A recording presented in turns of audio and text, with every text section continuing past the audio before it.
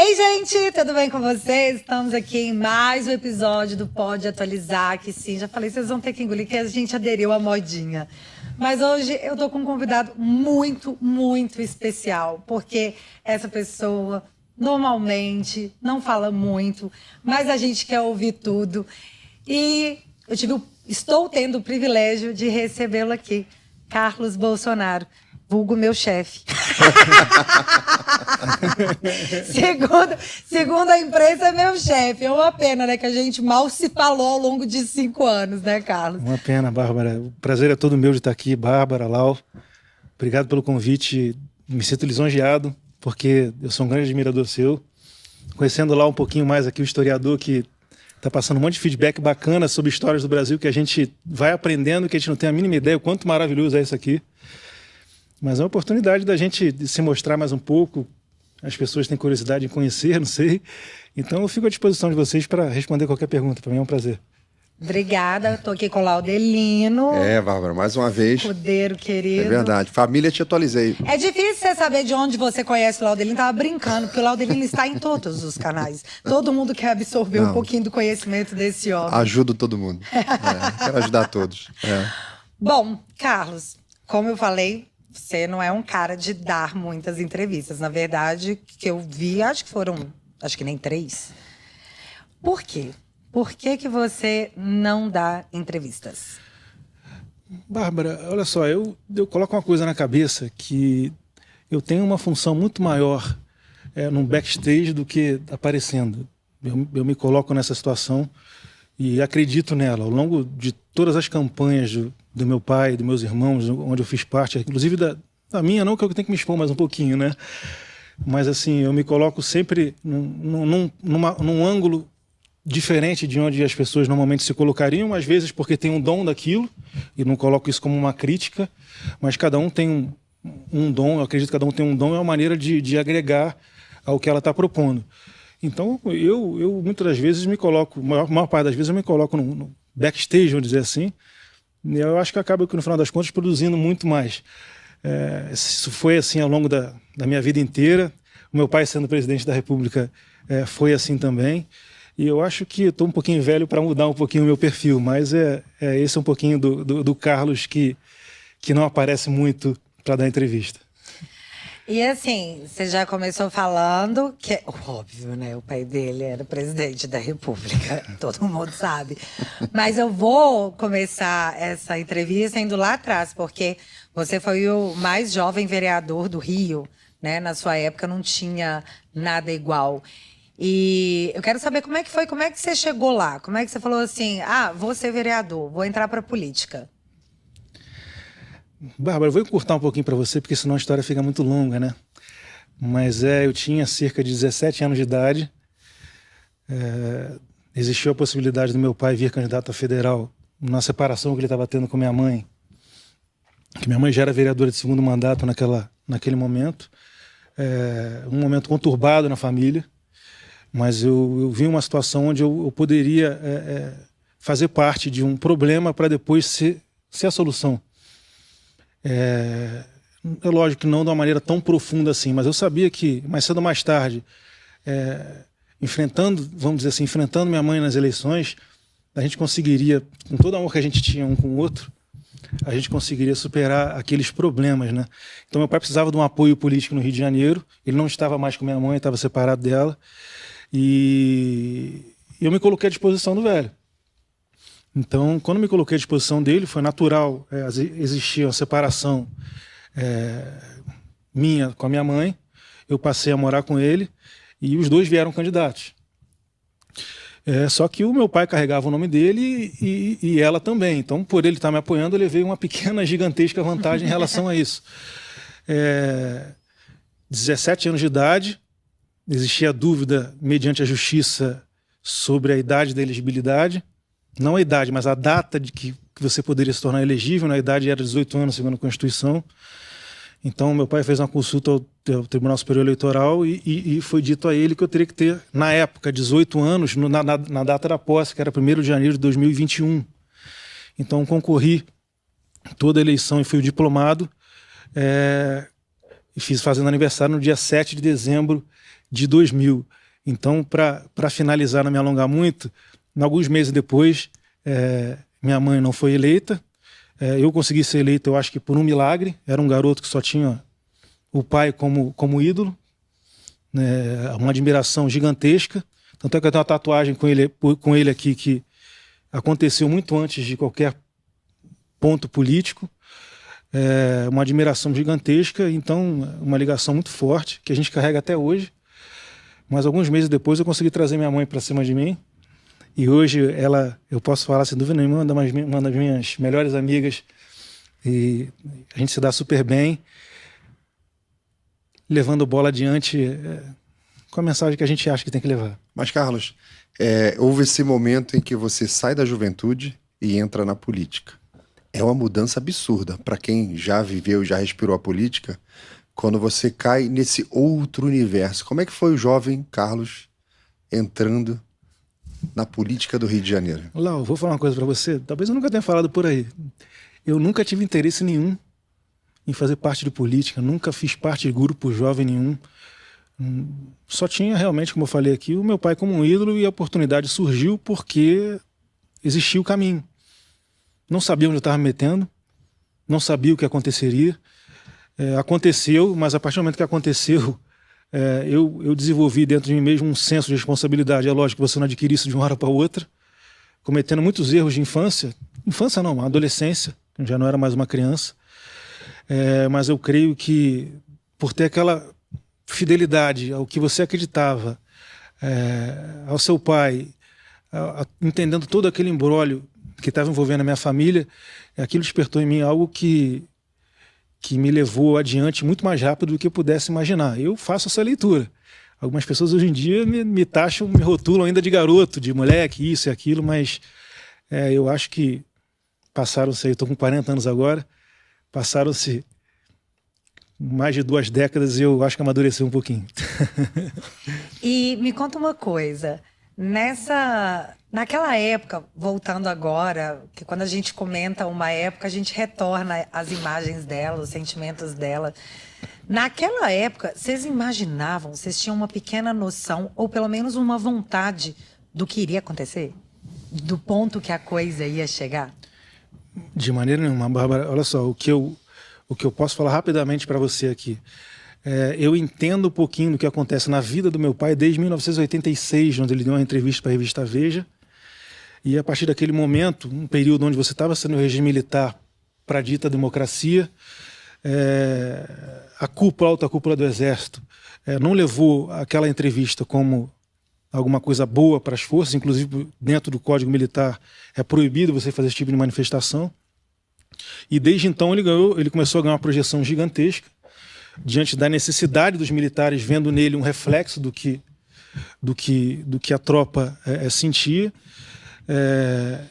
Ele foi evoluindo e galgou com ele guerra desde 1986, elegendo minha mãe 2 vezes deputado. Ele se elegeu vereador, depois, 2 anos depois, em 1990, ele se elegeu a deputado federal, foi para Brasília, depois em 98, 96, se não me engano aqui, mas minha mãe foi 2 vezes eleita vereadora pelo Rio de Janeiro, graças ao meu pai, que por um acaso largou tudo para nos criar também. Foi uma história meio que parecida com a minha, guardada as suas devidas proporções, porque ela tinha na família o que ela mais acreditava. Então, essas coisas acabaram se misturando de um jeito que as histórias acabam se conectando. Eu levo dessa maneira. Então, um garoto que tinha um pai como ídolo, que tinha talvez referências boas, e hoje em dia pessoas tentam maldar isso, tentando criar inimizade dentro de casa que não tem de jeito nenhum. E se teve em algum momento, isso foi totalmente superado. Famílias brigam, gente, pelo amor de Deus. Pelo amor de Deus, isso é normal. E como toda família também, briga hoje, amanhã todo mundo já se ama de novo. Não, então lá em casa fica tudo muito bem. Minha mãe volta e meia lá em casa, eu ligo para ela: mãe, tô precisando de um colo, vem para cá, faz um estrogonofe com purê de batata que eu adoro. Então, às vezes eu vou para casa dela também quando ela pede um colo, então a gente está sempre fazendo essa troca. E é aquilo, é um garoto que tinha o pai como ídolo, referências familiares, mas sem o mínimo intuito ou conhecimento de onde poderia chegar. Alguma coisa totalmente sem querer, onde eu não acredito isso a mim, eu acredito isso muito a meu pai, e acredito também que ele tenha, se ele fosse dizer alguma coisa, ele diria alguma coisa parecida com isso. As coisas foram acontecendo de um jeito em que ele chegou até onde chegou. Então, Carlos, teve um momento nessa tua trajetória onde o vereador detectou junto com seu pai e com a família que se aproximou uma campanha presidencial, que ele ia concorrer. E nisso, todo mundo sabe que você tomou a frente de algumas questões ali do seu pai ligado à rede social e tal. E você lembra quando começou isso tudo lá atrás, bem no início da campanha, quando você se envolveu? Lau, na verdade, foi muito antes disso da campanha. Eu lembro que nosso trabalho sempre foi movido à rua, o tempo inteiro, como era normal, antes de existir a internet. As pessoas tinham que ir para a rua de qualquer jeito para ser conhecido, para apresentar suas propostas. Reuniões, entrega de cartas, nós fazíamos cerca de 3 entregas de cartas por ano. O mais importante, tendo conteúdo para dizer, trazia do seu trabalho as informações que a gente colocava nas cartas e entregava. E às vezes também botava no correio. Esse trabalho sempre existiu. Um trabalho cansativo que ninguém tinha na época. Então essa era uma carta na manga que ele tinha, e ele guardava aquilo a ferro e fogo. Então em determinado momento, se eu não me engano, por volta de 2009, 2010, surgiu a internet, um pouquinho depois do Orkut, ICQ. Eu via desde 1986, 87, o que faziam com o velho. Ele às vezes considera justo, e eu, como filho, considero injusto as pancadas que ele levava, né? E eu via ele numa situação sempre desfavorável, seja nas imagens ou então nas colocações que faziam. Como tentam fazer até hoje, a gente faz esse paralelo até hoje, né? Então, em 2009, 2010, surgiram as redes sociais. Eu falei assim, meu pai tá feio pra caramba saindo por aí, onde eu vejo as fotos dele sempre com a cara diferente. Não é assim, meu pai é um cara bonito pra caramba. Dizem que eu sou mais parecido com a minha mãe, mas o meu pai também é um cara bonito pra caramba. Então, eu tentei, a partir daquele momento, com as redes sociais, mostrar meu pai de uma maneira diferente, e acabei me envolvendo sozinho a ponto de tentar expor quem era o verdadeiro Jair Bolsonaro aos meus olhos. Então veio todo o movimento, não sou pai de movimento nenhum, veio todo o movimento nacional, após isso, da utilização da internet, porque é uma maneira de você conversar diretamente com as pessoas. Aquilo foi ganhando corpo. Eu lembro um fato marcante, antes de encerrar esse ponto. Nós sempre íamos para a rua para entregar as correspondências. Em determinado momento, a internet já estava grande, mas meu pai nunca acreditou muito naquilo. Ele começou a reclamar comigo. Olha só, cara, qual é a tua? Não quer trabalhar, não? Eu falava para ele, deixa eu tentar fazer isso aqui. Eu não tinha a mínima ideia realmente de onde aquilo poderia chegar. Eu simplesmente tinha um sentimento e estava me sentindo útil ao fazer aquilo.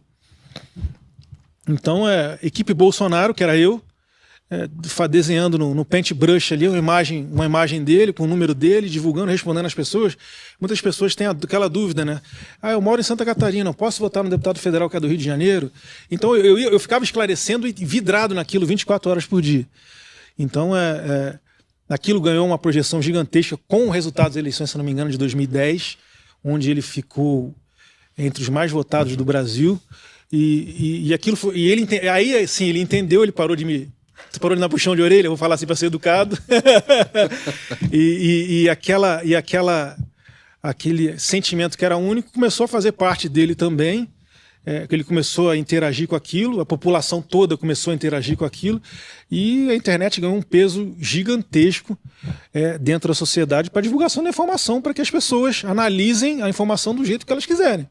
É a nova praça pública, né? É onde as pessoas se encontram para conversar. Não eram mais guiadas por determinados canais de mídia. Você vê a informação e você tira a conclusão do jeito que você quiser, fazendo outras comparações, e no final das contas você tem o seu veredito por si só, não alguém impondo isso a você.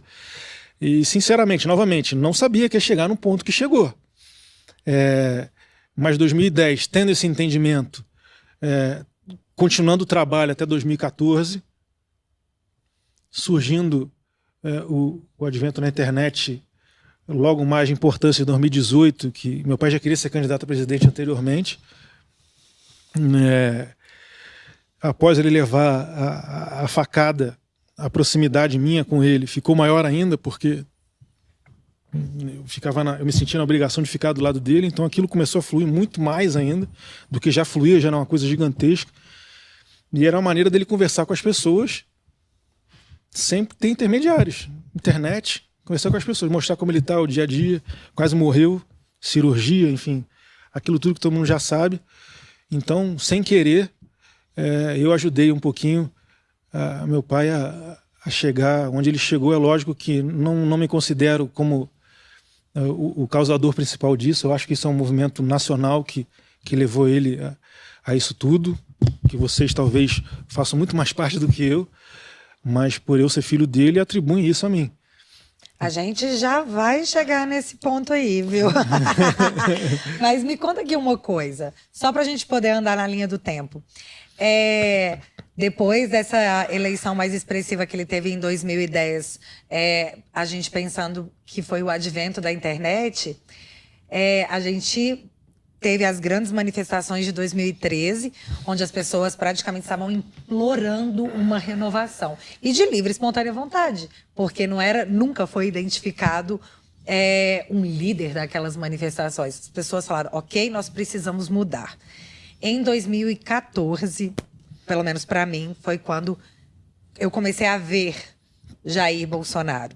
E ali, muita gente entre 2014 e 2016 já falavam assim, não, ele vai ser o próximo presidente. Uma dessas pessoas é o meu pai. Meu pai chegou para mim e falou assim, vou te mostrar o próximo presidente da República. E aí me mostrou o seu pai. Quem me mostrou o seu pai foi o meu pai. E aí eu falei assim, não, pai, vocês nunca vão deixar, ele é muito doido. Então, mas não sabia quem ele era, só o que a mídia falava. Só que nesse dia eu voltei para casa e fui ver uns vídeos do seu pai. Eu lembro que eu virei pro meu marido e falei com ele assim, esse cara aí vai ser o presidente.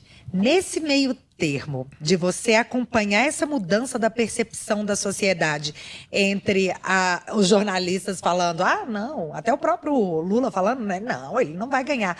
Entre esse momento da negação até o momento em que seu pai desponta, onde você estava na sua crença?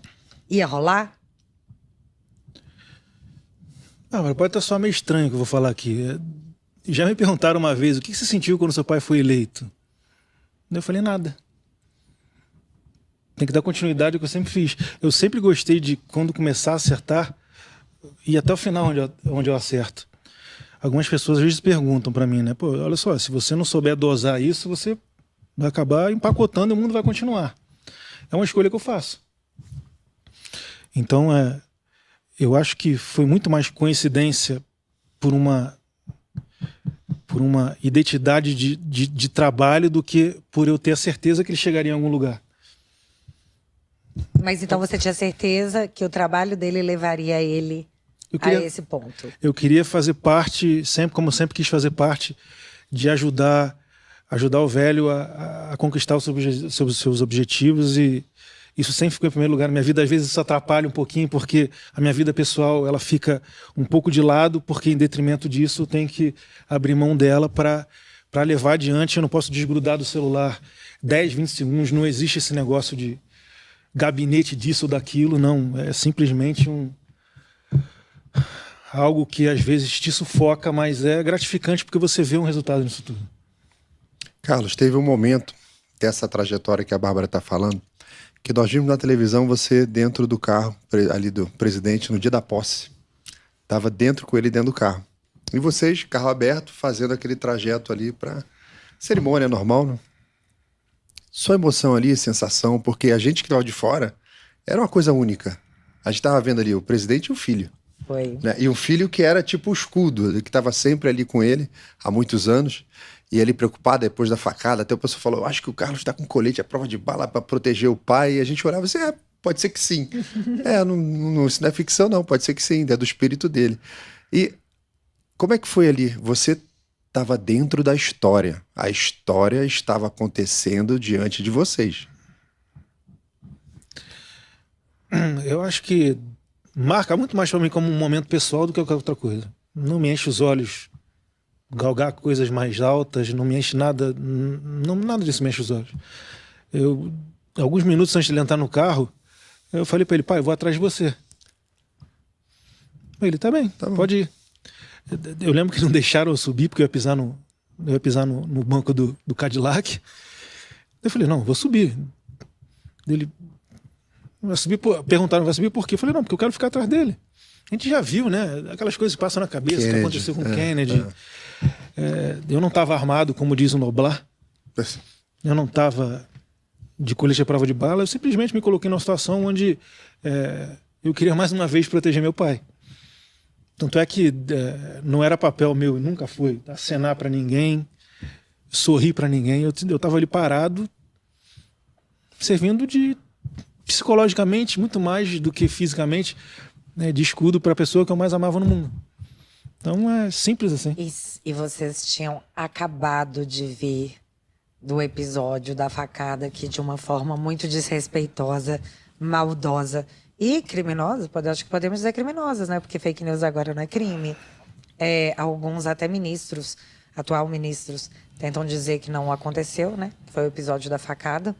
Então, assim, vocês já estavam vocês estavam nessa sequência de fatos. Alguém tentou matar o meu pai para que ele não fosse presidente da República. Voltando nesse episódio, onde que você estava? Como é que você viu acontecer esse episódio que muitas pessoas da esquerda hoje, de maneira criminosa, tentam dizer que não aconteceu? Olha só, eu falei aqui que eu sou muito mais útil no backstage do que estando junto. Ele estava em Juiz de Fora, aqui em Minas Gerais, e foi um dos poucos dias, no início da campanha ainda, no 6 de setembro, foi um dos poucos dias que eu falei, eu quero ficar um pouco contigo. Vou contigo. Porque eu sempre preferi ficar em casa ralando que nem um desgraçado, tentando ajudar ele de uma outra maneira. E naquele dia eu falei, vou contigo. Se eu fui algumas outras vezes com ele, eu não lembro, porque eu não lembro, que não me marcou, porque o meu interesse realmente era ajudar de outro jeito. Naquele dia, né, 6 de setembro, numa praça em Juiz de Fora, eu sou novo ainda, né? Mas assim, você às vezes escuta as pessoas mais velhas falarem que nunca viram 30, 40 mil pessoas em algum lugar aglomerado para estar junto de um homem que pudesse representar alguma coisa. Aquilo aconteceu. No momento em que aconteceu a tentativa de assassinato, eu não estava do lado dele, eu estava dentro do carro da Polícia Federal. Por quê?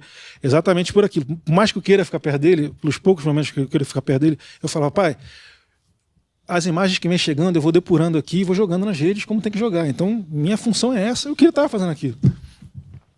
Então, eu estava num carro da Polícia Federal, a alguns metros à frente de onde ele estava passando. Então, a partir do momento que aconteceu todo o reboliço, eu, obviamente, não estava entendendo o que estava acontecendo. Ele foi avisado rapidamente, o carro foi avisado rapidamente, o motorista do carro foi avisado rapidamente de que tinha acontecido alguma coisa para adentrar aquele corredor de pedestres para chegar na praça. E eu não entendia desde até então.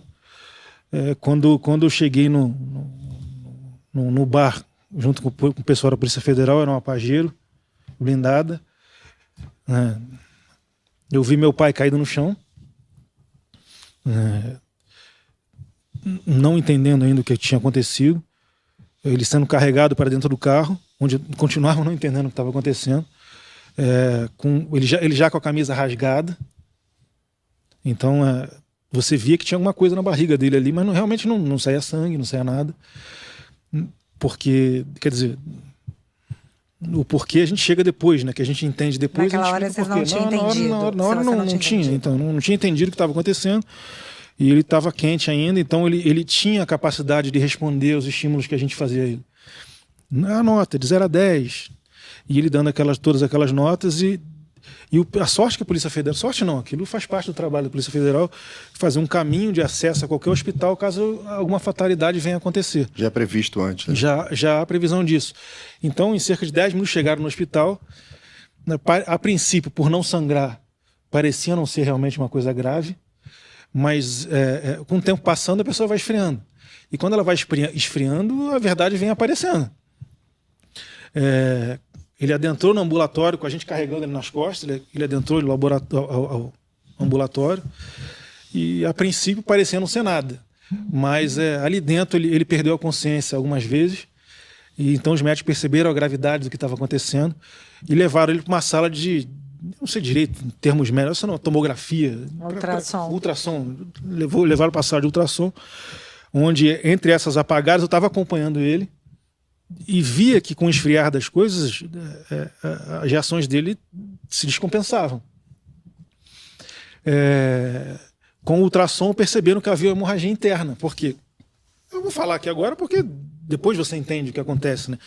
Na facada, quando você puxa, a tendência, se você puxa e rasga, os órgãos vão cair e vão descer. Mas quando você dá e puxa, os órgãos retraem e fecham o local da sessão. Por isso que não sai sangue. E há a maldade dessas pessoas em ficar criando esse estigma de que não foi porque não saiu. E eu acho que qualquer criança de 14 anos, se for explicado para ela, ela vai entender. Sim. Que um corte é uma coisa e uma pancada é outra. Então, ele foi para... O médico falou que ele teria que ir para a cirurgia ao ver no ultrassom que estava acontecendo. Eu fui para a sala junto com ele. Vi abrirem um velho, ele urrando de dor. Eu só pensava na filha dele, ele falava isso o tempo inteiro: como é que tá minha filha? Tá doendo, tá doendo, tá doendo, tá doendo. E quando rasgaram a barriga dele, espirrou sangue pra cacete, pra tudo quanto é lado. E eu consegui acompanhar até uns 10, 15 minutos, mas depois eu saí da sala e falei: não quero mais ficar aqui. É difícil sempre falar isso, porque realmente é chocante pra gente. Ficou um trauma. Ficou, e aí? Isso me transforma numa pessoa normal? Acho que não, né? Eu vi meu pai quase morrer. Então, quando eu saí da sala, eu só voltei quando os médicos perceberam a minha preocupação, iam toda hora lá fora, um ou outro, me manter informado do que estava acontecendo, e eu sentado do lado de fora. Então, não tinha ninguém da família ainda naquele momento, as especulações eram todas as possíveis, mas a gente já estava entendendo o que estava acontecendo, eu acabei de falar aqui.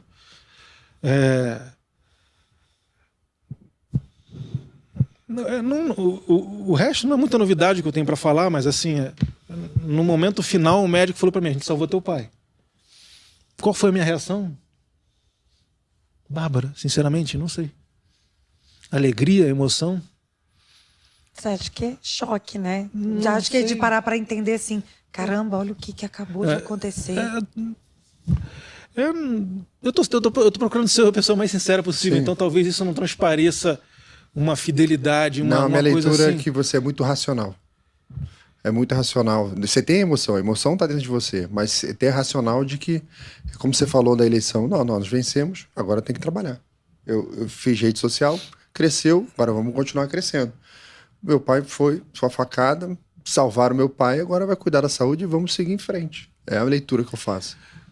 E isso não me torna uma pessoa pior ou melhor do que ninguém. Minha natureza é assim, mas ela é aflorada em alguns outros momentos que todo mundo percebe como eu reajo quando ataco meu pai.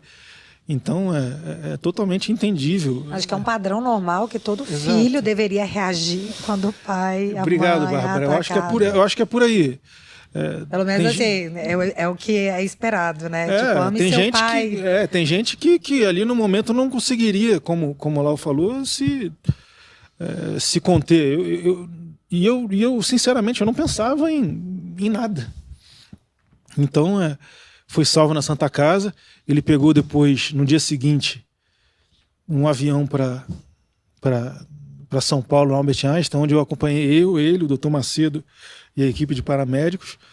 Quando a gente chegou em São Paulo, ele pegou um helicóptero, foi pro Einstein, lá outra guerra, né, porque os médicos da Santa Casa fizeram um milagre diante dos recursos que eles tinham. Inclusive a sala da UTI era uma coisa assim, que você via totalmente humilde. Santa Casa fez e faz milagre até hoje. Ganhou um respeito nosso que, por a gente ver, você naturalmente se identifica muito mais com aquilo. Um respeito nosso gigantesco. Então, chegou no Albert Einstein, a gente achando que aquilo já tinha passado e a gente viu que o momento não tinha passado ainda. Foram mais algumas semanas de sofrimento, porque ele teve que fazer outra cirurgia. Até poder ir para um hotel e quando chegar no hotel, ligarem para a gente, fala que deu M.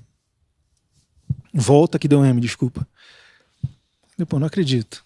Voltamos de novo para o hospital, onde ele mesmo estava quase desistindo. Assim, ele pode até não falar isso, mas assim, é o que eu vejo novamente. Cansaço ali, né? O cansaço foi uma coisa assim, foram várias cirurgias num espaço curto de tempo, onde, num processo de campanha eleitoral, de uma pessoa que foi esfaqueada por um oponente político, naquele momento era um antigo membro do PSOL, né? A carga que ele carregava consigo, sem ter uma estrutura de um presidenciável, totalmente entendível e natural de que uma pessoa começa a querer desistir das coisas. Mas assim, o meu pai ele tem uma característica que é muito interessante. Quando você acha que ele está desistindo, a cabeça dele já te deu uma volta. É alguma coisa inacreditável. Você acha que vai dar uma... pai, uma piada, né? Vou dar uma volta em você. Você faz a brincadeira, ele vem com outra e te arrebenta. Então Rock Balboa. Rock Balboa. Tá ali, levando um monte de soco, vai cair.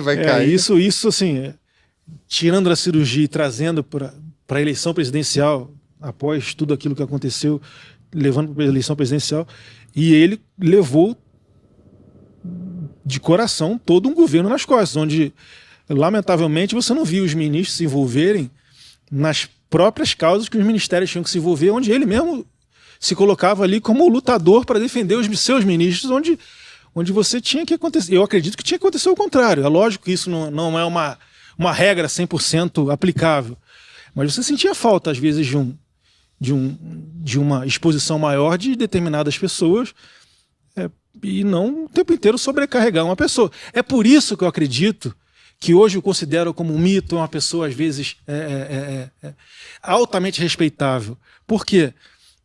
Não tinha responsabilidade nenhuma de ter que levar aquilo tudo que ele levou nas costas. Então ele ganhou uma notoriedade tão grande que ela é admirada por um povo. Então é por isso que levam ele para esse lado. Daí o que fazem? Rotulam a pessoa de fanática. Então eu entendo totalmente o porquê que as pessoas têm identidade com ele.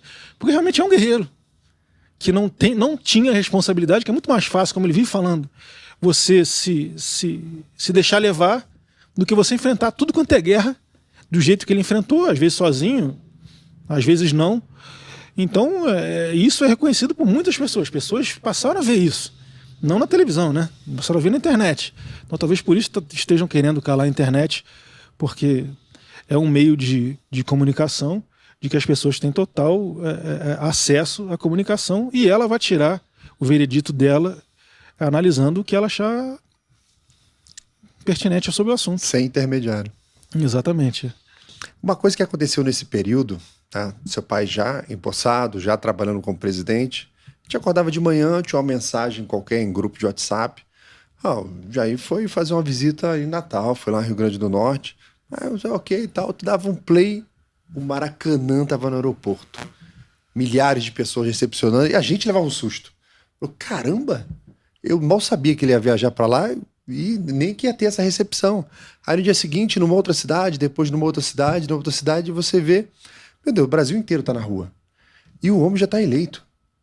E você tava ali participando daquilo, porque no começo do governo você tava em Brasília. Eu estava ali acompanhando ali em Brasília.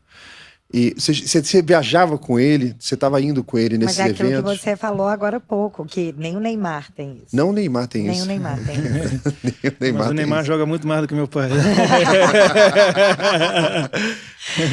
Eu passei a acompanhá-lo ali, Bárbara. Eu ia para Brasília.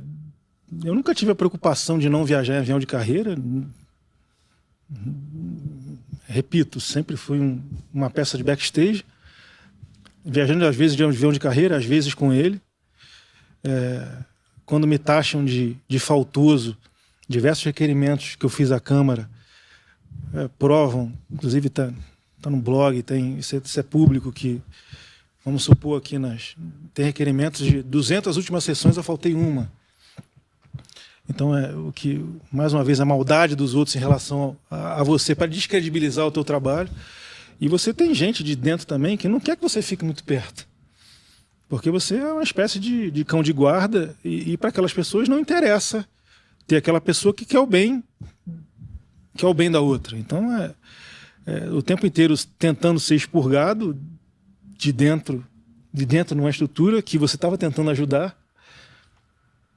Então, aí criou essa figura do gabinete do ódio por algum motivo. Eu não tenho certeza de onde veio, mas dizem que veio de dentro. Eu acho que começou com uma piada, na verdade. Assim, quando tudo começou era uma zoeira. E depois isso foi levado a cabo, acho que foi pela Joyce Hasselman, pelo Alexandre Frota, pelo Nereu Crispim, que foi não, acha a palavra pra mim lá. Infantilizado? Não! Você sempre acha a palavra pra mim, dessa vez você não achou. Que foi estabelecido ali no inquérito das fake news, onde eles quiseram colocar isso como uma organização criminosa, um gabinete de farmeme. Porque era bem popular, né? A galera também, você também era mais jovem, estava com uma galera mais jovem dentro na assessoria do seu pai. Nada mais justo do que um conteúdo de humor com uma linguagem mais jovem, que assusta muita gente, né? Porque o humor pega muita gente e pega muito jovem. Bárbara, olha só, eu acho que essa parte do humor não foi nem muito minha, não. Eu não sou um cara que dá muita risada, não. Essa parte de humor vieram de outras pessoas. E isso atrai outras pessoas, isso gera interação, isso é engraçado, é divertido. E se você souber interpretar aquilo, é extremamente inteligente. Então, eu acho que essa parte não saiu de mim, não. Saíram de outras pessoas. Mas uma estrutura de gabinete do ódio, como criaram, né? Eu ia para Brasília, não tinha nenhuma sala. Pelo contrário, eu ficava ali sentado, conversando com 2, 3 pessoas. E a gente se propunha muito mais a informar, sempre conversando com o então presidente, para saber como a gente ia divulgar aquela informação. Mas tinha gente que queria nos afastar dele por motivos óbvios, né? Eu não quero nada do meu pai a não ser o bem dele. E quem que não quer chegar perto do presidente por outros motivos? Tem gente que tem somente esse interesse, né? Então foi criada essa figura do gabinete do ódio, tentando criminalizar algo que, pelo amor de Deus, nunca existiu. Eu, inclusive, deixei de conversar com muita gente com medo de expor essas pessoas que eu sabia que existiam. Inclusive você, Bárbara, você era uma delas. Eu conversei contigo, se eu não me engano, há 2 anos atrás, pela primeira vez, quando estou em Cabo Frio, estou com minha família aqui. Oi. Eu falei, vou te visitar então. Peguei o carro, fui lá te visitar, então... E a gente não conversou sobre política. Não falamos nada sobre política. Então, nunca foi algo programado, organizado. Nunca. Gente, jamais, sério, jamais. A gente estava em Cabo Frio passando férias com a família. Aí eu falei assim, caramba, vou mandar uma mensagem no Instagram do Carlos, falando que eu tô aqui em Cabo Frio, porque eu moro em Minas, mas vai que ele não tá fazendo nada e dá um pulo aqui, né? Eu falei, Carlos, tô no Cabo Frio. Carlos, tá bom, vou dar um pulo aí, nem que seja pra dar um mergulho. Sim, é verdade. E choveu! É verdade. É verdade. E ficamos falando sobre nada, sobre zero política. E falei que a gente teve uma conversa mais longa, porque a gente nunca tinha tido, acho que a gente tinha se falado o quê? Conversa 1 ou 2 longa, vezes? Bárbara, eu sempre tive a preocupação de preservar qualquer pessoa que estivesse do meu lado, porque eu sabia que o canhão estava em cima de mim. Não porque eu sou bonito, porque eu não me acho bonito também, mas é porque... As meninas vão discordar. Vai, porque meninas, eu tenho um sobrenome que é um alvo compensador. Então, por eu ter o afinco dentro do trabalho que eu fazia, eu sou um alvo compensador para chegar no alvo principal. Não vejo dessa forma. Na verdade, você explicou pra gente com a introdução do que aconteceu o porquê que você é um alvo. Ficou muito claro, acho que para todo mundo. Você ajudou o seu pai a chegar onde está. O seu pai é um fenômeno da internet. O seu pai tem quase o dobro de seguidores do atual presidente da República. E é um cara que era considerado o cara das massas. Então, aquilo que você ajudou o seu pai a construir foi muito bem sucedido. Então, o ideal é te tirar de lá. Porque você ajudou um trabalho a se tornar bem sucedido. Então, é muito interessante que você seja intimidado, que você seja amedrontado, que você seja acusado daquilo que você faz bem e que dá resultados para aquelas pessoas, contra aquelas pessoas que não desejam que esse resultado venha. Bom, essa é a minha visão. Qual é a sua visão? Obrigado pela consideração, pelas palavras. Muito gentil da sua parte. Consideração até um fato curioso, né? Determinado momento desse inquérito de fake news, fim do mundo, que vai se transformando ao longo do tempo, vai se prolongando sem chegar a lugar nenhum e sem provar nada, o tempo inteiro nos acusando do que... Mas prova hoje em dia é só um detalhe. O tempo inteiro nos acusando do que a gente vê que eles fazem, que eles falam, se contradizem, mentem o tempo inteiro e nos acusam de fazer isso sem mostrar uma prova. E, em determinado momento eu fui chamado para depor na Polícia Federal. Ah, você foi depor na Fui depor na Polícia Federal. Isso foi em 2019, 2020, alguma coisa assim. Fui depor na Polícia Federal. E você pode contar pra gente as perguntas? Posso, eu não tenho problema nenhum. Tem inquérito sigiloso que vaza, não tem? Então, qual o problema de eu contar uma experiência que eu passei lá dentro? Não tem problema nenhum. Então, era uma delegada à época, ela foi no Rio de Janeiro, eu prontamente me dispus a ir lá para bater um papo com ela. Era só uma, né? A Denise? Era a Denise. Maravilhosa, Denise. Maravilhosa. Era a delegada Denise. E ela começou a fazer um monte de perguntas. Você conhece fulano?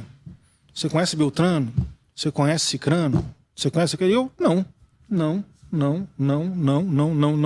Depois chegou uma hora que ela olhou para mim e falou assim, pô, bicho, o que você faz para ter esse alcance todo? Eu falei, eu acho que, já que a senhora está falando isso, que eu tenho esse alcance todo e tenho essa importância inteira, eu só sou um otário que tem amor pelo pai e tem que fazer o que tem que fazer pelo trabalho. Sou formado em ciências aeronáuticas e sigo meu coração. Eu não tenho especialização nenhuma em informática, não sei trabalhar com robô, pelo amor de Deus, não sei trabalhar com satélite, que foi acusado também de ir para não sei aonde, mandar para não sei quem para comprar satélite, isso aqui, com 10, 15 milhões. Com 10, 15 milhões eu vou tomar conta da minha vida. Vou comprar um satélite para espionar, para saber o que estão fazendo, o que não estão. Pelo amor de Deus. Muito filme, né? Os caras estão vendo muito filme. Mas vale tudo. As voltas que eles dão para tentar descredibilizar as pessoas é notório. E você via que existia uma ausência de aplicabilidade de dinheiro público nas emissoras de televisão gigantescas. Então você faz um paralelo e você entende exatamente o que estava acontecendo. É muito simples de entender aquele momento, né? Mas assim, eu tinha medo de conversar com as pessoas, apesar de não ser crime nenhum. Eu tinha medo de conversar com as pessoas, de talvez em algum momento prejudicá-las, porque eu conversei com elas falando que eu talvez ligassem que eu teria uma teia de informações e que eles mesmos, os investigadores, viram que era uma coisa totalmente orgânica, que pessoas davam retweets em outros e tal, porque tinham uma ideia e defendiam se identificavam. Como, exato, simples assim. Eles criminalizaram a definição de rede social, que é você seguir a pessoa que você compartilha, mas eles criminalizaram a ideia de Twitter. Seguir quem você se identifica e compartilhar ideias. Foi criminalizado. Isso é surreal. Isso foi criminalizado. E o que acontece hoje em dia, né? Falam em controle da internet para democratização da internet. Quando o cara começa a falar, vamos democratizar a democracia, pelo bem da democracia, vamos democratizar o democratizando. Quando começa com esse papo, você sabe que está de lero-lero para enrolar malandro que não vai entender nada. Malandro não, bobo que não vai entender nada. Então, quer dizer, já existe legislação que pune qualquer um que venha cometer qualquer tipo de crime de injúria, calúnia ou difamação aqui fora. Isso vale também para a internet. Então não tem motivos de você tentar calar a internet sobre o argumento de que há pessoas agredindo as outras. Até porque as pessoas esquecem. Eles têm um argumento não revelado. As leis, elas protegem o usuário, mas elas não permitem o controle, que é o que eles querem. Exato. Então você chegou no cerne na discussão. Então você novamente transformando a mídia no principal meio de comunicação, você transforma o povo novamente num mero instrumento de voto e de manipulação. É extremamente simples a gente entender esse processo. Infelizmente está dentro dele, mas não me arrependo de estar dentro dele, não. Nunca cometi crime nenhum. Repito, hoje em dia eu já não tenho mais aquela preocupação de conversar com as pessoas.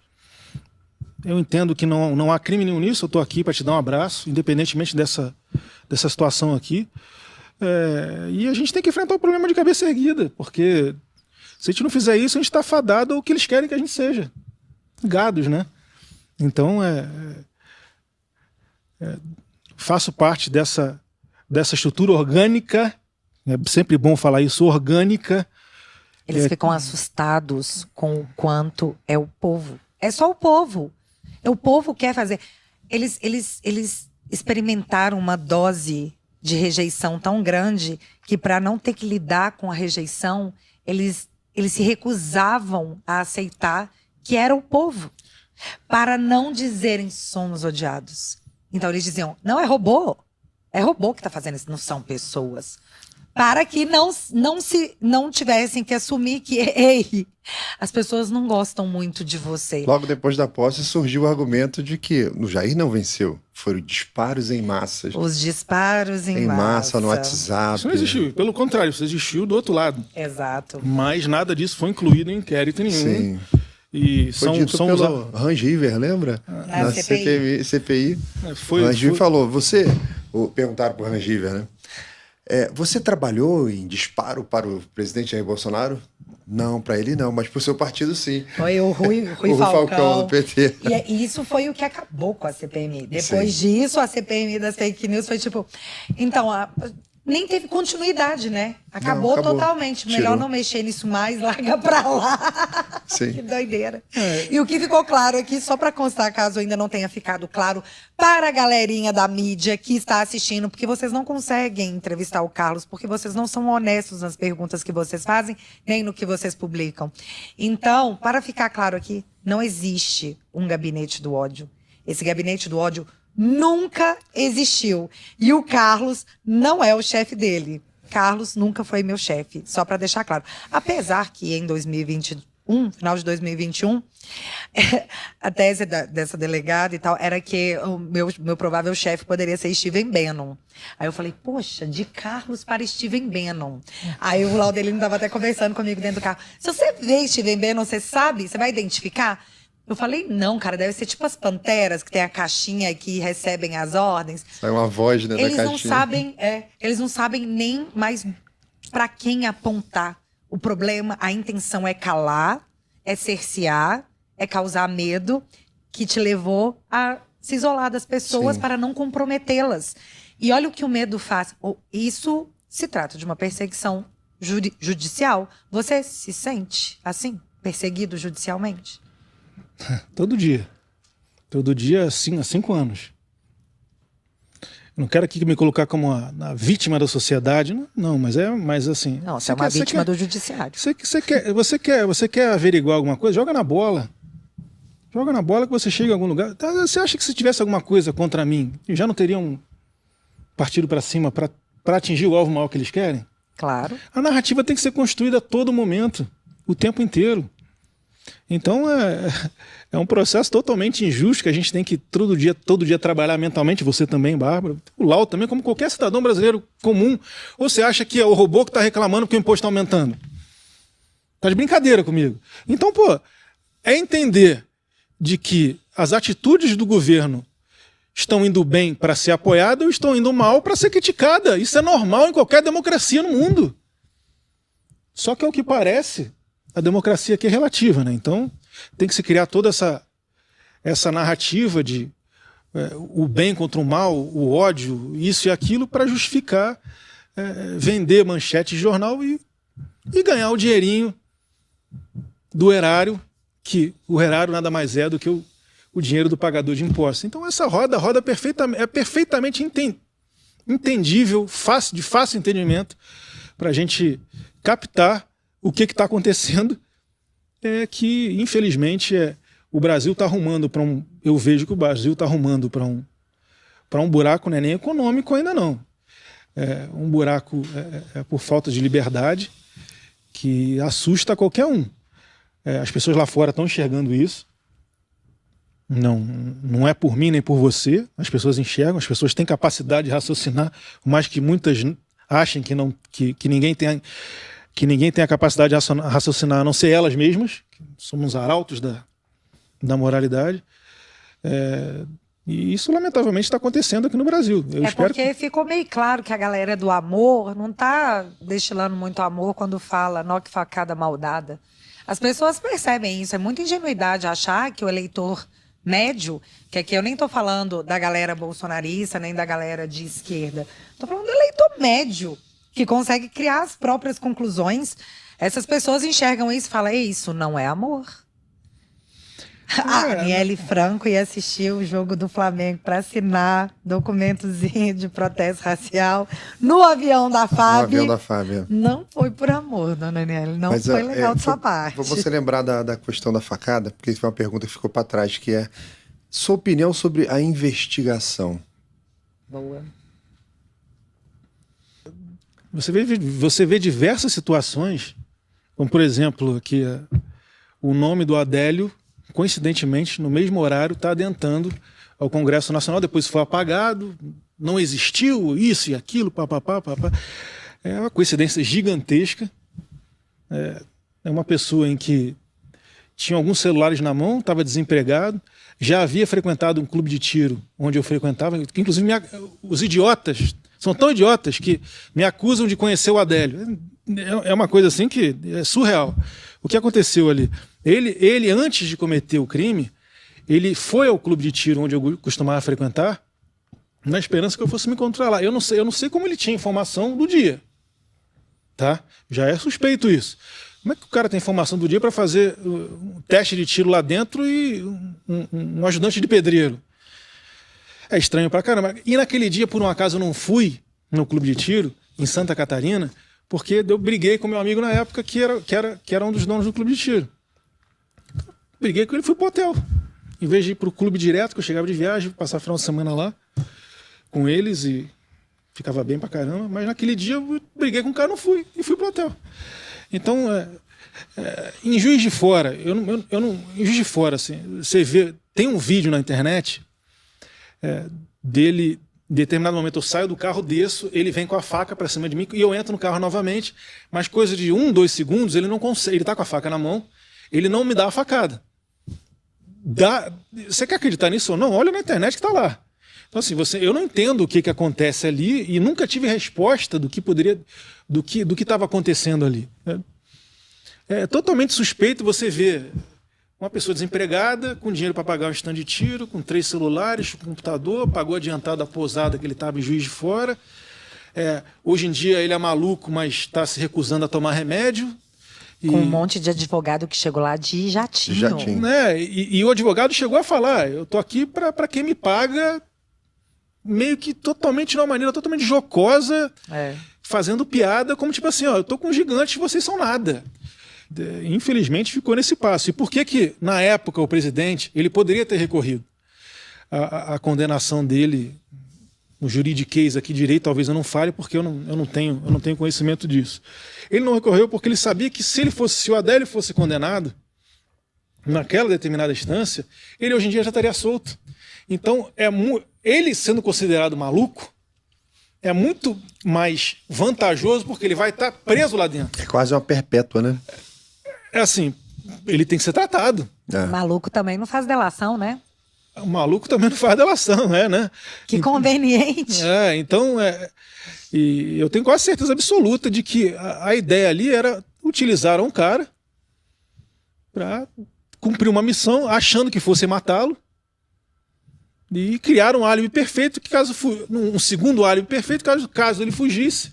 Ele estava na Câmara, nunca esteve aqui. Porque nunca teve explicação isso, né? Como é que a pessoa tá lá em Juiz de Fora e alguém em Brasília pensa e fala assim, deixa eu consultar aqui, porque foi a alegação que eles deram, desculpa, que eles deram não, alguém foi consultar para ver se ele estava aqui e inseriu o nome dele.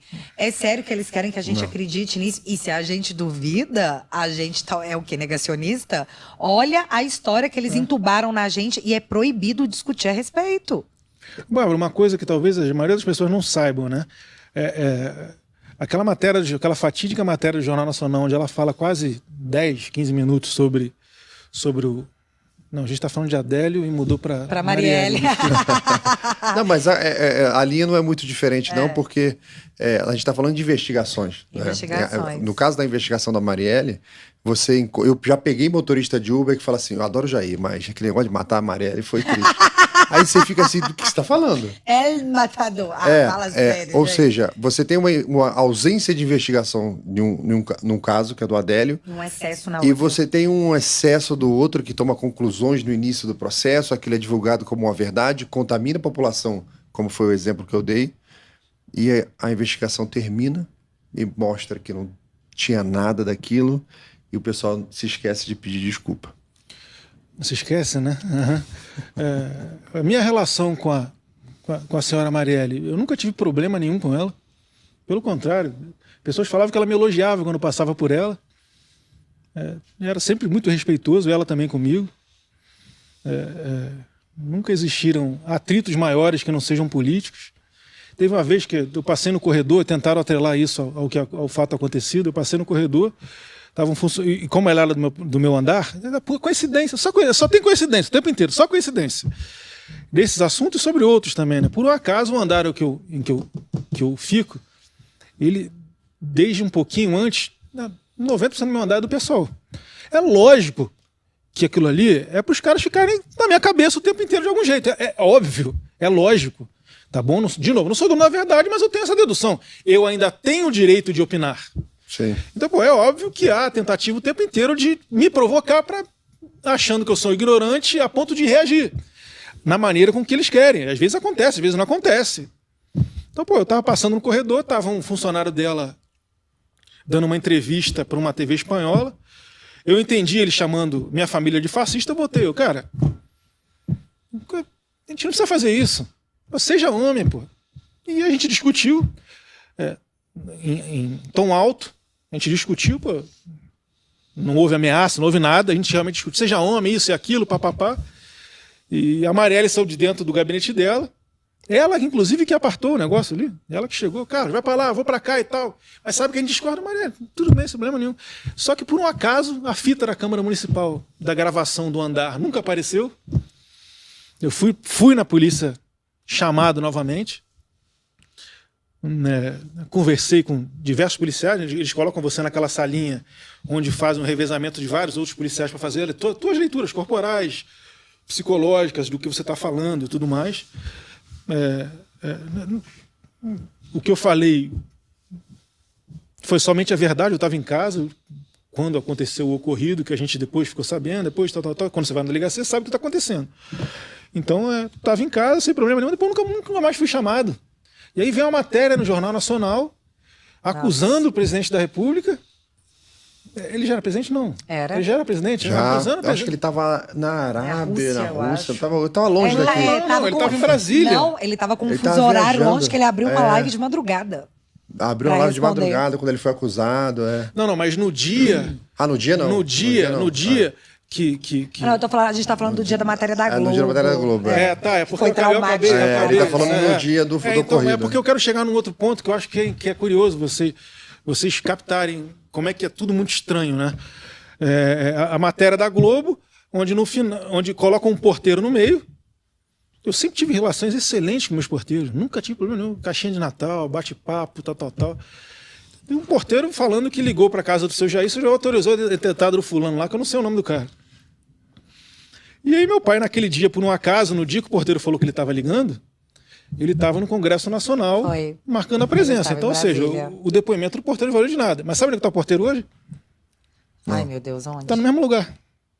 Tá Na lá portaria do meu prédio.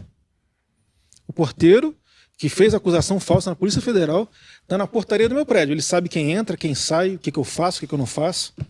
Tudo coincidência, tá? Só coincidência, tá bom? Então a nossa vida é isso aí. Cara, mas ali faltou, na ânsia da mídia, mais uma vez, como sempre, de criminalizar o seu pai numa coisa tão... Cara, ninguém, nem o mais fiel dos esquerdistas conseguiu passar pano para aquela matéria. Porque era só questão de fazer uma apuração, que foi o que foi feito em seguida. Você até foi lá, né, pegar a lista das pessoas que estiveram lá e viu, cara, ele estava em Brasília.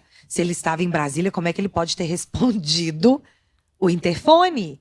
Era só uma questão de ter uma vontade de apurar e não uma vontade de criar um caso. Porque a sensação que eu fico sempre é que eles querem criar um caso. Que o Bolsonaro é um nome que puxa engajamento. Então eles têm que continuar falando dele sobre tudo. É assim até hoje? Sim, é assim até hoje. Assim, não foi nenhuma lista que eu peguei. Eu fui na portaria, eu fui na administração e tive acesso aos áudios do dia que acusaram ele de autorizar. Foi ali que as pessoas... E eu tornei aquilo público, eu peguei o áudio e publicizei nas redes sociais. Por um acaso, coincidentemente de novo, por bem ou por mal, publicizei na rede social, onde provava ali que o porteiro não tinha ligado meu pai. A voz da pessoa que estava respondendo era a voz de outra pessoa. Daí o porteiro teve que desmentir o assunto na Polícia Federal. Nada aconteceu com ele. E vida que segue. E, lamentavelmente, hoje carregam a alma daquela senhora o tempo inteiro nos acusando de alguma coisa porque eles sabem que as pessoas acreditam. Eles sabem que as pessoas assistem Rede Globo. Eles sabem que as pessoas... as pessoas comuns que têm acesso somente à televisão e não capilarizam tanto na informação, eles vão em cima só da informação que chega até eles. Mas deu uma diminuída essa questão da Marielle aí, depois que chegaram lá no Seu Domingos, que tem foto com Lula. De repente, esse assunto não ficou mais tão interessante? Sabe o que é curioso? Você não vê nenhuma manifestação dessas mesmas pessoas que acusaram ele na Câmara de Vereadores acusar o outro cara. Assim, eu acho inacreditável. Como é que você consegue fazer isso com a alma de uma pessoa? Sim. É surreal.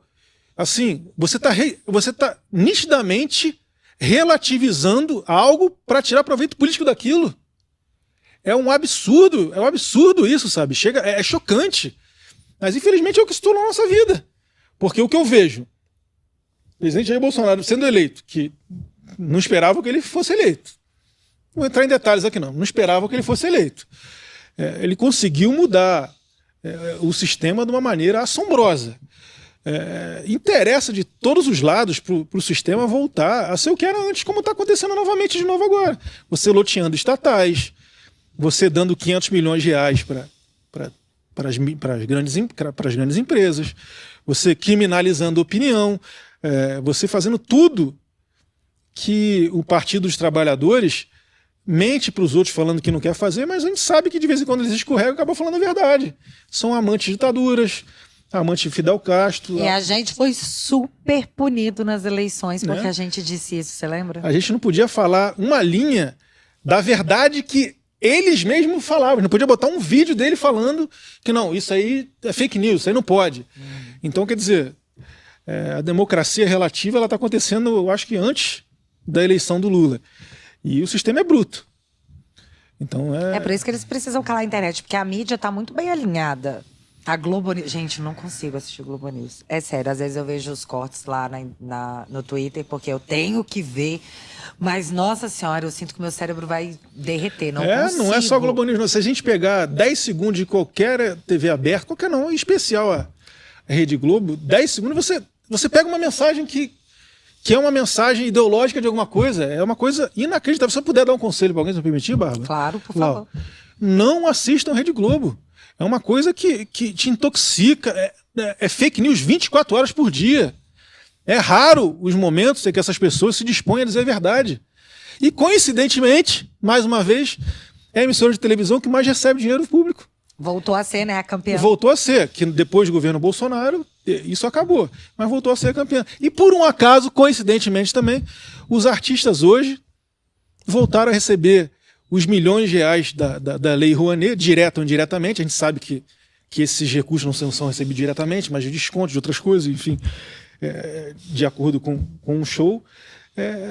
Toda a estrutura midiática está montada para que a narrativa deles seja mantida. E é por isso que a internet tem que ser calada, porque uma vez as vozes dissidentes da internet, olha que absurdo, Laudelino, vozes dissidentes sejam caladas, o que a gente vai ter é só a voz da imprensa permitida. A volta do intermediário. Exatamente, a volta do intermediário. Olha que assustador numa democracia. Porque é perigosíssimo o brasileiro ter contato com a realidade e ter a sua própria opinião. ele tem que ligar a Globo, ele não recebe notícia, ele recebe uma opinião pronta. E ela espera que ele transmita aquela opinião para alguém. Nem raciocine para saber se isso veio de você. Você leu algum livro, você viu alguma matéria, você viu um documentário para chegar à conclusão? Não, eu escutei na TV. E você chegou a tentar processar, né? Algumas vezes, e a justiça, de uma forma estranha, decidiu que era democrático. Um meme é antidemocrático. Você fazer uma matéria dizendo porque eu espero que Bolsonaro morra, porque eu torço para que Bolsonaro morra, é democrático. Sim, não só perco, mas como atrasam diversos processos em que a gente entra com outras pessoas. A gente às vezes não publiciza, porque o objetivo não é transformar aquilo numa aparição midiática, mas a gente quer resolver o problema e infelizmente não consegue. Diversas vezes já denunciei diversos deputados no Supremo Tribunal Federal, onde as alegações são de imunidade parlamentar. Mas é engraçado que vale imunidade parlamentar para um e para outros não vale. Sim. Então, essa relativização do que é democracia é extremamente preocupante. Não por esse motivo, mas por outro, fazer uma reunião com embaixadores. Por abuso de poder econômico. Inclusive, se eu não me engano, a Dilma Rousseff fez a mesma coisa em determinado momento, antevendo o seu impeachment. A Dilma Rousseff foi a consulta... Ela fez uma consulta ao o comandante do Exército para fazer alguma GLO, alguma coisa. E quem fez alguns deputados fizeram em nome dela isso. Exatamente. Quer dizer, quem fez antes com os embaixadores foi o Fachin. Então, ele chamou os embaixadores primeiro, aí que depois... era uma função de chefe de Estado, não era dele. Ele não tinha aquela atribuição. Só o chefe de Estado pode fazer e aí, relações... ele foi tipo, vou te responder com as mesmas pessoas que você convocou, aí virou abuso de poder econômico. Mas, essa semana, o bastidor saiu uma matéria falando que o Lula, ele usou empresas e não de campanha, e não declarou essas empresas ao TSE, é o que configura abuso de poder político econômico. Então, assim, você acredita no desenrolar disso ou, tipo, zero esperança de ter uma igualdade de julgamentos? Você viu, essa semana também a Gleisi Hoffmann atacou a justiça eleitoral de uma maneira de que, se fosse qualquer outra pessoa do outro lado, a gente sabe qual seria o fim. Fascista? Fascista no mínimo. Fascista no mínimo e talvez inelegível. Então é uma coisa que, assim, eu estou pensando como cidadão comum. Né? A gente fica vendo, eu estou querendo até ajudar os próprios ministros, desembargadores, enfim, os envolvidos no assunto de dar uma sugestão de que há maneiras de você conduzir o processo sem ele estar viciado. A democracia é isso.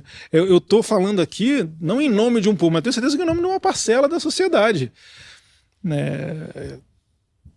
Para que a gente tenha uma democracia, todos os lados têm que ser ouvidos. Não pode o lado A não pode falar e o lado B pode falar o que quiser. Sim, o Estado é laico, a gente não tem que obrigatoriamente ter fé em nenhum funcionário público. Né? A gente tem. Tem. Então... Não tinha, agora tem. Sim. A gente tem que acreditar. Eu não gosto de falar a palavra democracia, eu gosto de falar a palavra república. As instituições de um local, de um país onde ele é regido pelas leis, não pelos homens. Né? Quando um país é regido pelos homens e não pelas leis, você não tem justiça, você não tem democracia, você não tem nada, porque fica aquela coisa de que a lei parece que é algo para você usar contra os seus inimigos. Você jogue nos seus inimigos. Famosa, né? Aos amigos. Isso aí foi o Perón, né? Aos inimigos, o rigor. Nem a justiça. Perón dizia, nem a justiça para os inimigos. E tem vídeo disso, ele falando isso. Então é muito difícil, né? Nós brasileiros, nós que somos, inclusive leigos no judiciário, nas questões das leis, você consegue identificar os problemas. E não só nós, mas muitas pessoas estão descobrindo também que injustiças estão sendo feitas. A coisa está saindo do prumo. E tudo sempre muito focado, muito em cima de Jair Messias Bolsonaro, como se fosse o cara que tem que ser abatido a qualquer custo, de qualquer maneira, mesmo que eu tenha que derrubar uma democracia, uma república, um país inteiro, mas eu tenho que derrubar aquele inimigo. E você está no caminho. É o que está aparecendo, né? É o que a gente vê por aí, é totalmente estranho isso. O que vale para A não vale para B. Não sou eu que estou no caminho, não. Tem um monte de gente no caminho, é lógico. você cometeu algum tipo de crime, uma depredação, uma coisa qualquer, você tem que ser punido por aquilo, e não transformar aquilo em algo que não para que a narrativa venha a ser divulgada e você depois tente compensar de uma maneira mais forte ainda onde você quer chegar. Né? Isso não é democracia, né? Eu não acho isso democrático. Então é extremamente preocupante. Você perdeu teu porte de arma? Eu não perdi, né? Eu fui tentar renovar agora o porte de arma. Infelizmente não foi renovado, apesar da justificativa ter sido apresentada, a tentativa de assassinato do meu pai. A Polícia Federal sabe que eu sou instrutor de tiro. Os riscos que eu corro foram demonstrados também na justificativa, tudo aquilo. Mas, infelizmente, foi negado o meu porte de arma, o que me coloca em uma situação totalmente... vulnerável, né? Uma prova dessa vulnerabilidade que parece, coincidentemente, proporcional. Novamente, o presidente Jair Bolsonaro, quando voltou dos Estados Unidos, deram para ele carro que não era blindado. Tá bom, a lei não diz que tem que ser blindado ou não, mas espera aí. Você está vivendo um momento extremamente delicado, já tentaram matá-lo. Então, o bom senso diz... o que a situação tem que acontecer. Aí você vai derivando. Tirar meu porte de arma. Você recebe muita ameaça? Assim, tem gente que fala que a internet é uma máquina de ameaçar, né? Mas só que eu acho que eles esquecem de olhar nos perfis. O que mais acontece nos perfis são ameaças 24 horas por dia. Sim. Então, questão de 2 meses atrás, o meu gabinete ele foi depredado. Se eu tivesse lá, eu acredito que poderia ter acontecido alguma coisa de ruim. Tacaram pedras de fora para dentro. E ninguém foi preso? Não, ninguém foi preso. Não acredito que eles... Foi um ataque. Um ataque assim, ao patrimônio público, símbolo de uma instituição, e ninguém foi preso? Não, deixa eu explicar direito. Foi um patrimônio particular, o meu gabinete secundário. Meu gabinete secundário pode quebrar. Isso, Mas, coincidentemente, é uma coisa que ninguém sabe. A pessoa que tacou as pedras mais de uma vez, ela é do PT. Vocês sabem quem foi? A gente sabe quem foi.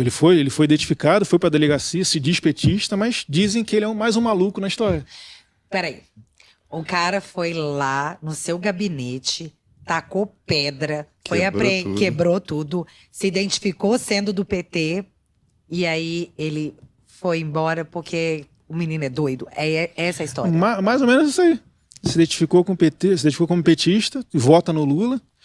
Aí ele conta a história no meio do caminho de que ele escuta a voz do meu pai no ouvido dele algumas vezes, tal, aquela história. Mas fica o dia inteiro lá apaixonado, pega tudo, aposto que fica escutando já aí no YouTube todos os dias, aí fica, cara, é tipo aqueles memes dos jornalistas lá no chuveiro, né? Bolsonaro, aí Bolsonaro, no ônibus, Bolsonaro.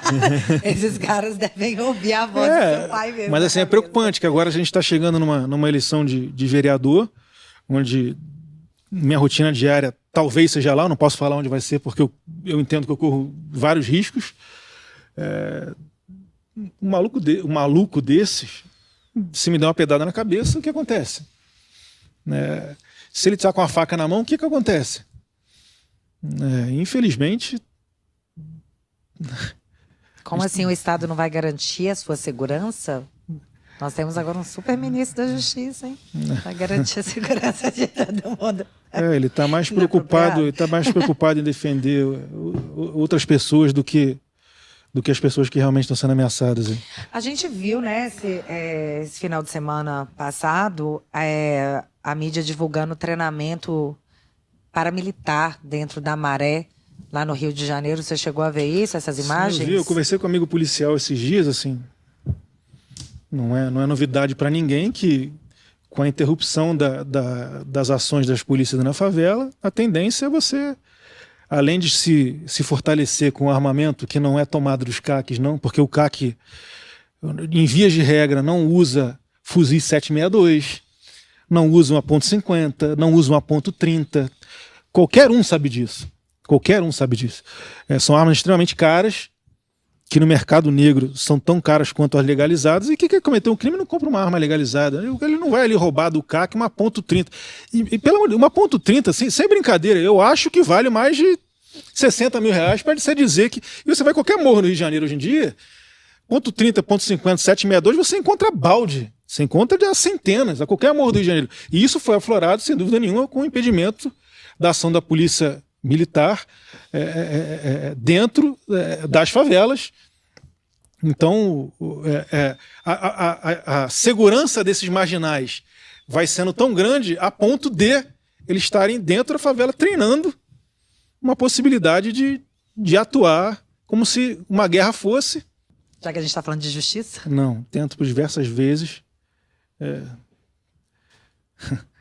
É inacreditável como é que a gente não tem acesso aos inquéritos, entender o que está acontecendo. Vocês já sabem quanto você está no total? Não tenho a mínima ideia. São alguns, né? Não tenho a mínima ideia. E o cerco vai se fechando, né? Onde isso vai dar, ninguém sabe. Mas você tem uma ideia de onde isso quer chegar?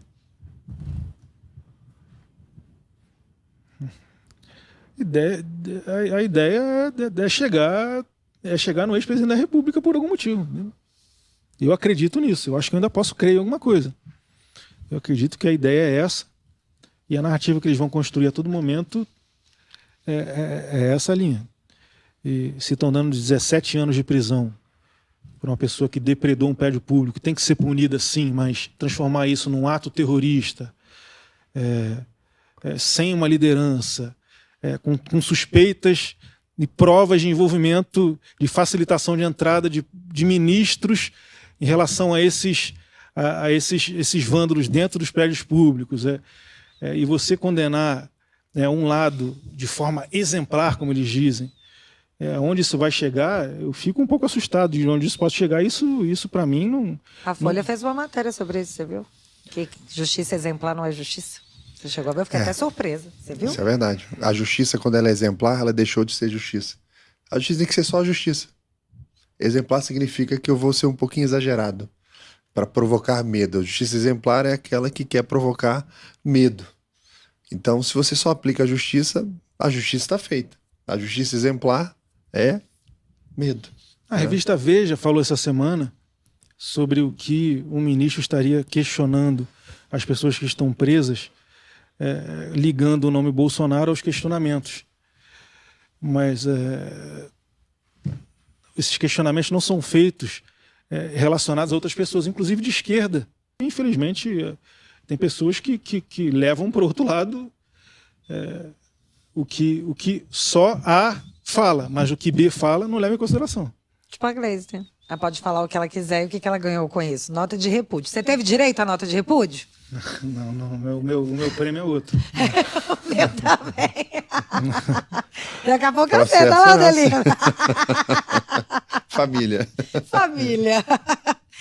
Você não tem como a gente sentir, comentar essa coisa. A gente dá risada, porque se a gente não rir disso tudo, em algum momento a gente vai acabar ficando louco. Assim, eu espero justiça, mas não sinto justiça. Eu espero democracia, mas não sinto democracia. Você acha que existe possibilidade de, em algum momento, o discurso que foi vendido se materializar? Você acredita em algum momento que, apesar de tudo isso que está acontecendo, que eu enxergo como uma perseguição política ideológica, política por motivos ideológicos, essa perseguição ela tem que dar ruim.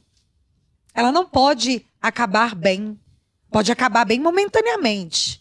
Agora, eles podem tentar dar um jeito de dar um fim de filme, mas vai ter o pós-crédito. Não tem como todos esses abusos passarem despercebidos numa democracia que segue uma justiça. Você acredita que esse momento que as coisas vão ser justas e democráticas vão chegar? Olha só, existem pessoas, advogados do meio jurídico que estão indo para o exterior denunciar o que eles consideram excessos. Então o mundo está começando a saber de um outro lado. Então eu acredito que o mundo sabendo o que acontece aqui dentro, talvez as pessoas botem a mão na consciência e vejam que dá para ter uma razoabilidade dentro desse processo. Eu tenho que acreditar nisso, porque senão... Até porque não tem mais a quem recorrer, né? Exato. Exatamente o que eu ia falar. Então, É o que eu tenho para falar sobre esse assunto. Ô Carlos, o Brasil terminou a semana passada, a gente está no final do mês de setembro, e o grande debate que iniciou de novo essa semana é o aborto. E o novo movimento do tribunal. Como é que está isso no Rio de Janeiro, lá com os vereadores? Lá, olha só, eu não quero fazer julgamento de posicionamento de ninguém. Cada um se posiciona como quiser. Mas assim, o que eu vejo lá dentro é o seguinte: são 51 vereadores na cidade do Rio de Janeiro. Sua grande maioria não estão preocupados com esse tipo de discussão. Estão preocupados ali em votar tudo que o prefeito quer o ano inteiro para no final do ano conseguir fazer sua obrinha, no final do seu mandato fazer sua obra e mostrar para a sociedade de que ele está fazendo parte da construção de alguma coisa. Eu sinto falta, às vezes, de ter colegas que defendam ideias ali dentro. Quando eu conto alguma coisa, quando eu converso alguma coisa, muitas vezes é motivo de piada. Tem um projeto na Câmara meu desde 2001 que a gente tenta aprovar ali, só um exemplo, de que a pessoa que está tentando fazer o aborto legal, que chama de aborto legal, mas não existe aborto legal, existe o excludente de licitude, que é uma exceção à regra quando a pessoa, por exemplo, é estuprada, para que a mãe ela escute o coração do filho ao ir num pré-natal, por exemplo, para ver se aquilo amolece o coração dela. Só que, infelizmente, essas pautas não vão adiante. Você tem uma bancada do PSOL, do PT, forte na Câmara, mas não é a maioria. E a maioria não parece que não está preocupada com o ideal. Então eu sinto falta, às vezes, de colegas. Não me coloco como referência a nada, mas por estar dentro desse bolo, eu sinto falta de colegas que defendem ideias que essas ideias talvez ganhassem força, e com a força ela seria votada no plenário e mostrando em que realmente há uma representatividade da sociedade, que eu acredito, que a gente vê, inclusive em pesquisa, que a maioria da sociedade é contra o aborto, para que a gente consiga ter vitórias nessas questões.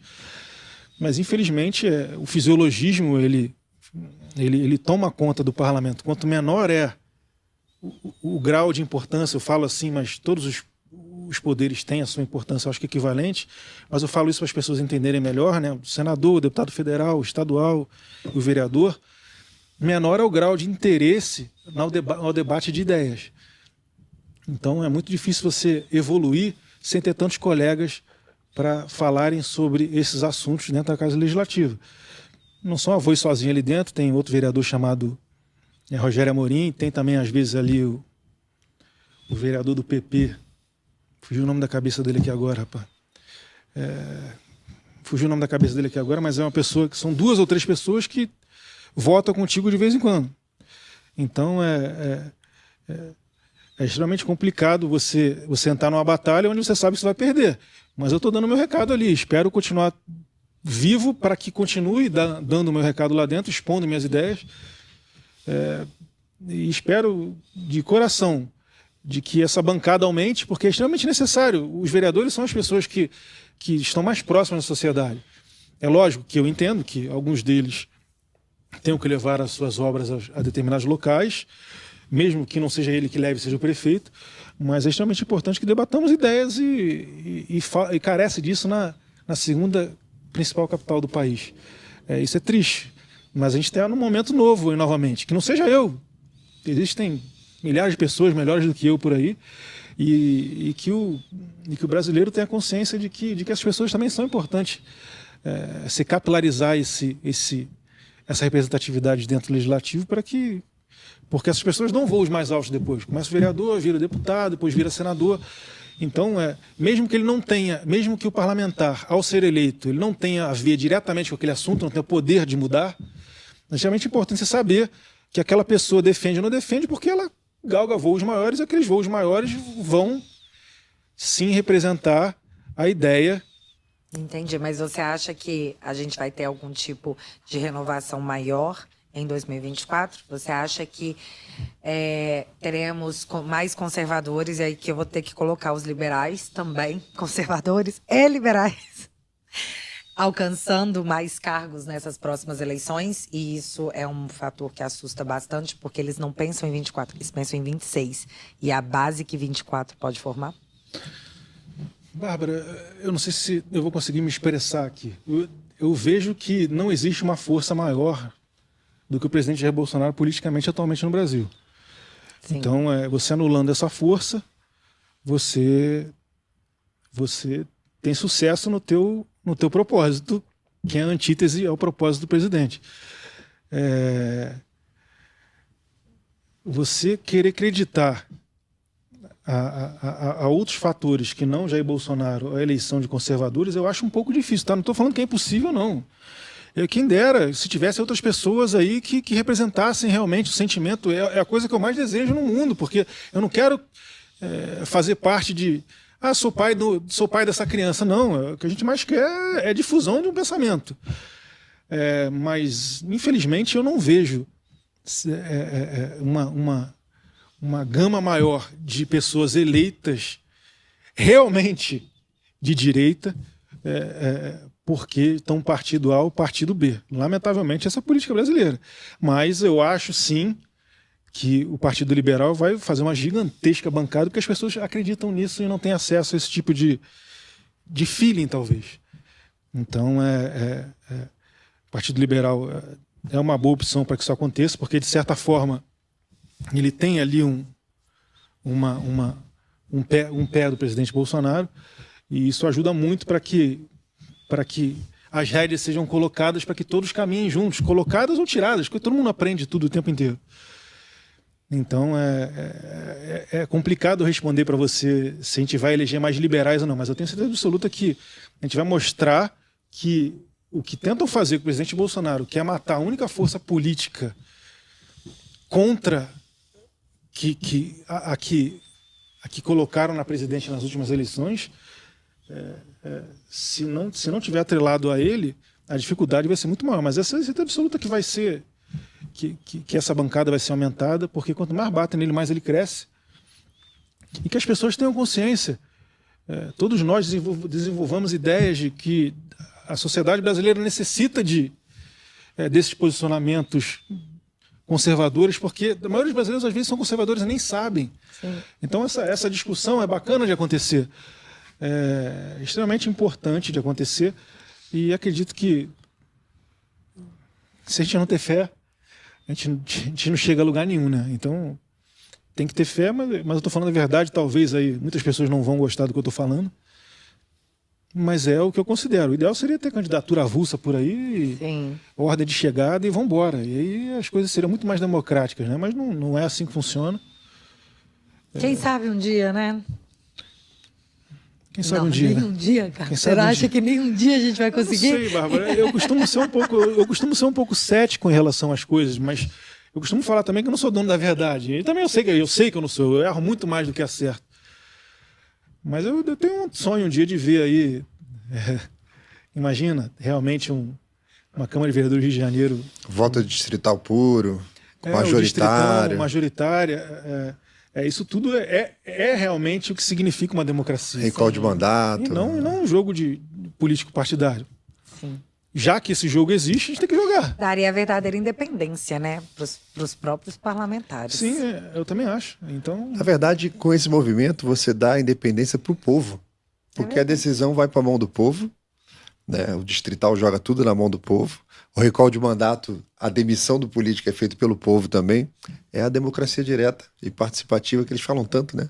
Mas na prática é mais difícil de implementar. Os partidos aqui mandam no país e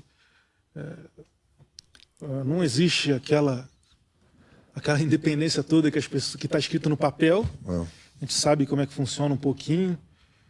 Novamente, não sou dono da verdade aqui para não chegar apontando para mim falando que eu estou sendo antidemocrático, sou contra a democracia, não é isso. É a sua opinião e a gente quer ouvir, sim. É só a minha opinião. E a experiência também, né, de ter respirado o ambiente e ver como as coisas funcionam. Então eu levo um pouco para esse lado e acredito que difundindo essa ideia que eu carrego, a gente um dia vai sempre aprimorando a democracia se realmente for caminhando para esse passo. É o que eu acredito ser uma democracia. E deseja, né? Então, vamos caminhar aqui para o fim. Quero te perguntar umas coisinhas mais direcionadas. Em 2026, em 2018, assistimos zilhões de surfistas. Você, inclusive, identificou muitos ao longo do trajeto. Alguns ficaram pelo caminho, alguns seguiram até um tempo mais longo. Primeiramente, desses identificados que caíram, alguma mágoa? Não, eu não olho, não fico olhando para trás, não. Eu não fico olhando para trás para me vingar de ninguém. Eu só quero que as coisas sejam melhores, só isso. E às vezes o que eu acho que é melhor, tem gente que acha que não é. Então eu acredito nisso. Mas eu não guardo mágoa de ninguém, não desejo a prisão de ninguém porque discorda de mim, porque tem uma ideia diferente, porque interpretou uma lei de diferente. Eu acho isso um absurdo. Eu vou ficar falando uma coisa que é clichê aqui. O parlamento ele é o cerne da democracia, discussão, parlar, vem de falar e tudo mais, discutir. Se tirarem esse direito da gente, a gente está fadado a viver numa ditadura. Então, eu acredito... Eu tô meio assim, né? A gente tá fadado a viver. A sensação que eu tenho é que já é um pouco do que a gente vive. Porque, assim, eu sei que você tem receio de dizer várias coisas que são simples. Eu também tenho. O Lau tem. Nossa, porque o Lau é mais corajoso. Às vezes eu fico assim, Lau, não pode falar isso. A democracia não deixa. Tá. E aí, quando você tem que dosar o que você fala, mesmo sabendo o que tempo todo. Isso não pode ser... Não pode ser a democracia que eles disseram que estão fazendo de tudo para proteger. Mas, em 2022, tivemos uma grande bancada puxada, claro, capitaneada pelo seu pai, que é igual você falou. É difícil você falar, você vai se eleger sem o apoio do Bolsonaro. É claro que não é possível. Tiveram poucos e aconteceram. Mas a grande maioria não foi por isso. Foi pelo Bolsonaro. Em 2022, muitas pessoas foram eleitas, muitos bons nomes, pessoas que eu gosto, e alguns que a gente vai ter que observar mais de perto. Você já tem observações a respeito? Análise que você fez de 2022, menos surfistas? Bárbara, eu fico refletindo sobre isso durante uma boa parte do meu dia. O que eu percebo é sempre uma metamorfose de tentativas de angariarem um sentimento, mas tentativas de angariar um sentimento de uma maneira que eu não acho justa. Eu não acho correto. Então, quando você fala, vamos unir a direita, por exemplo, eu acho extremamente importante que exista a união da direita, é lógico. Mas, assim, um líder, ele não é apontado por causa do seu discurso. O Lau sabe disso muito melhor do que a gente, é um estudioso. Ele é líder porque ele representa alguma coisa realmente, não é porque ele foi apontado. O cara não é capitão do time porque escolheram ele, é capitão porque ele tem algum diferencial ali. Às vezes nem é o melhor de jogar bola. Mas ele tem uma liderança nata em que alguns treinadores conseguem enxergar isso nele. As pessoas identificam o líder. Isso, as pessoas identificam o líder. Então, o que está aparecendo hoje em dia que eu vejo são algumas pessoas querer utilizar a atual inegibilidade do presidente Bolsonaro, pode ser modificado ou não, para se colocar numa liderança com discurso. Eu acho isso baixo, sabe? Eu não acho isso legal. Você se alça uma liderança, não é tentando derrubar ninguém. Não é utilizando-se de um espaço que te dão para você mostrar as suas ideias, mas você indiretamente atacar uma outra pessoa. Eu não acho isso legal para você ter uma ascensão dentro daquele círculo de ideias. Então, eu vejo isso em alguns momentos. Eu vejo partidos fazendo isso, movimentos fazendo isso. Isso é comum. E infelizmente isso acontece ainda, mas assim, cabe ao eleitor identificar e saber que, calma aí, esse cara se descolou de determinado grupo, virou bonzinho agora? Não, ou às vezes sim. Mas dependendo do que ele falou ou do que ele fez, a pessoa não muda. A pessoa não muda assim de uma hora para outra. A pessoa não muda, são interesses. Então é só identificar através do tato uma pessoa realmente que você vê, pô, esse cara não mudou tanto, esse cara é bacana, tem chance, enfim. A partir do momento que tem essa identidade, é bacana você jogar junto, mas você forçar alguma coisa porque tem um grupo em comum que a princípio não é a favor das suas ideias, a princípio é contra as suas ideias, é um pouco delicado. Eu vejo hoje em dia um monte de gente se colocando na direita, mas defende pauta identitária. Um monte de gente se colocando no lado direito, mas defende a pauta de ideologia de gênero, defende o carbono verde, por mais que o Brasil seja um dos países que menos polui no mundo. A gente sabe que isso tudo é negócio. Isso não é ideologia, isso tudo é negócio. Só que utilizam da boa fé das pessoas para, através da má fé, enganar as pessoas que são mais humildes, que não têm aquele sentimento e aquela experiência que você acaba tendo para poder falar sobre determinados assuntos.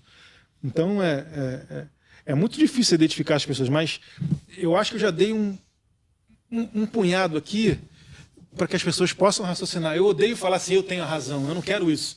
Eu quero que as pessoas reflitam um pouquinho sobre o que eu estou colocando, para que elas tenham a sua própria conclusão sobre o assunto. Eu acho que eu fui bem claro aqui quanto a isso. Eu faço isso na internet, nas poucas vezes que eu apareço aqui, eu acho que é a segunda ou terceira vez que eu apareço, estou tentando fazer isso aqui também. A gente entendeu. Assim, peguei as entrelinhas. Captei vossa mensagem. Saquei. Mas assim, foram menos em 2022, mas em 2026, Bárbara, opinião, eu acredito que o Bolsonaro, ele vai concorrer em 2026. Sim. E tem todo o processo de maturidade do próprio eleitor, né? Sim. O próprio eleitor, a cada ano que passa, fica mais maduro, está começando a enxergar mais as coisas, como elas realmente são. Isso ajuda na hora do voto, né? E o eleitor enxerga perseguições. Sim. E aí, o que você cria? Você cria uma vítima. E o que o ser humano faz com as vítimas? Protege. Exatamente. Então, eu acho que Bolsonaro vai concorrer em 2026. É claro que a gente ainda está longe. Olha só, nós estamos em 2023 falando de 2026, porque parece que tudo é uma corrida sempre para alçar o maior cargo da República. Posso falar República ainda, Lau? Pode. Da República Brasileira. Mas em 2026, você tem vontade de deslocar seu ambiente? Ô, Bárbara, olha só, a gente está falando muito longe, né? Eu acho que a gente tem que viver dia após dia. Sou uma pessoa ansiosa. Eu também sou, mas é um trabalho diário que a gente fica fazendo na cabeça, né? Primeiro de tudo, eu tenho que estar vivo. Segundo, eu tenho que estar elegível. Terceiro, eu tenho que vencer a eleição de vereador se eu for disputar. Para depois sim pensar em 26. Então, eu aprendi com a minha família que é um dia de cada vez, ainda mais nos momentos atuais em que todo dia a política dá uma cambalhota que ninguém gostaria que desse, mas dá. Mas um dia de cada vez, eu acho que é o momento é a coisa mais sensata que eu tenho a dizer a você. Jeito elegante de dizer, não vou responder, não vou declarar nada. Achei elegante. Não é isso. Eu acho que pode ser, mas só que eu acho que seria muito mais arrogância do que uma elegância. São fatos, são etapas que você tem que passar por elas. Se você não passar, você não vai chegar lá. Então, eu não vou ser arrogante a ponto de falar uma coisa lá no ponto futuro sobre mim, eu não sei nem o que vai acontecer comigo amanhã. Sim, mas é o mesmo cara racional. Né, que a gente viu na facada, em vários outros eventos, que tá tratando com racionalidade também. Uma coisa de cada vez, né? E ao futuro a Deus pertence. O que a gente sabe do seu futuro é que ele inclui, pelo menos pelos próximos 2 anos, mamadeira, fralda, porque Carlos é papai de uma linda menina. Nossos parabéns para você. E sim, vamos aguardar 2024, que venha 2024, que a gente analise lá as 1.500 prefeituras. Tô na torcida, tá? Porque 1.500 prefeituras faz uma base monstruosa para 2026. Aí dá pra gente falar de um senador pro estado. Aí você imagina assim, o que alguns entendem como crítica mas se elas entendessem como algo construtivo, olha que bacana que seria. Tem gente que vai ficar chateada com o que eu falei aqui agora sobre partido, mas se você levar isso para um lado racional, como você Sim, falou, claro. aí, é claramente alguma coisa que agrega conteúdo. E se você quer realmente transmitir aquela mensagem que você está dizendo que quer transmitir, nada mais justo do que com fatos e com atos. Então, não eu não estou aqui criticando para sair de bonitão. Eu estou colocando uma situação. Olha só que legal o que a gente pode construir. Então, é muito mais uma coisa bacana do que uma crítica para tentar denegrir alguém. Sim. Quem sou eu? Assim, eu só quero ajudar. Simplesmente E isso. é tão difícil você ver na política a humildade de escutar uma crítica e falar assim: ih, rapaz, o Carlos falou de um problema lá. A gente tem esse problema mesmo? Tem. Cara, vamos sentar aqui pra gente conversar, pra gente ver como que a gente resolve isso. Isso vai melhorar se eu vou resolver? Se eu resolver, melhora? Melhora. Então tem que resolver isso aqui. E ninguém faz isso. É difícil. Quando você tem poder na mão, os egos afloram. O poder é uma coisa que seduz um homem. Apesar dos meus 40 anos, somente eu tenho cerca de 22 anos de política sendo vereador, eu vejo muito essa transformação nas pessoas. Eu, novamente, não sou uma pessoa perfeita, isso pode atingir a qualquer um, mas assim, eu tento sempre botar os pés no chão, viver um dia após o outro, me colocar sempre no lugar dos outros, para sempre tentar me tornar uma pessoa melhor. Então, essa mensagem que eu carrego comigo para tentar ser cada dia uma pessoa melhor e transmitir uma mensagem para um determinado público aí. Nós vamos passar por essa perseguição, por essa cruzada político-ideológica, não vamos? Deixa uma mensagem pra galera. Não que ele vai ser racional, aí ele vai virar e falar assim, gente, é difícil, não é? Não, eu não tô... assim, eu acredito, Bárbara, que a gente tem que ter esperança. Mas você tem. Eu tenho esperança de um dia ver um Brasil melhor, sim, tenho. Tenho sim. E acredito por estar aqui falando, me expondo, acredito que isso possa agregar a justificativa que eu estou dando aqui. Eu tenho esperança. Espero que entendam o recado que eu estou dando. Não é uma crítica para derrubar ninguém nem nada disso. São colocações para que tudo possa melhorar. É o meu entendimento de mundo. Então, eu acredito sim. A gente tem visto com fatos racionais que a direita tem crescido, como você colocou. Em 2022, eu acredito que tenha sido realmente melhor do que 2018, sim.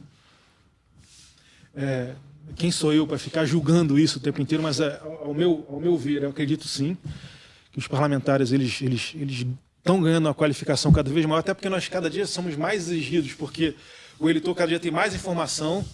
Pô, de vez em quando a gente toma cada pé do ouvido que a gente acha injusto, mas tem que tomar, tá ali para isso mesmo. Então, mas a gente está aqui para fazer alguma coisa. Imagina se a vida fosse umas férias. Ia ser chato pra caramba também. Sim. É legal ter férias, mas o tempo inteiro é um saco, né? Então, vamos embora se irritar com alguma coisa. E nem 7-1 todo dia, né? E assim, nós perdemos 2022, e a democracia me exige dizer assim, nós perdemos 2022, não foi por um 7-1. Ouvimos isso hoje. Não Verdade, foi um 7-1 que nós tomamos. Foi ali. Foi. 6-6. Vamos dizer que foi um pênalti nos acréscimos, um 6-6. pênalti duvidoso nos acréscimos. Mas a gente resistiu, e é igual você disse, por mais difícil que seja, nós não vamos parar. Obrigado por me corrigir. Cara, eu te falei no último telefonema que eu te dei, que eu falo assim, ó, Bárbara, eu vou desligar o telefone porque eu tô detestando você tá me convencendo de um monte de coisa que eu não queria estar sendo convencido. Você lembra disso? Quer dizer que eu sou sua chefe?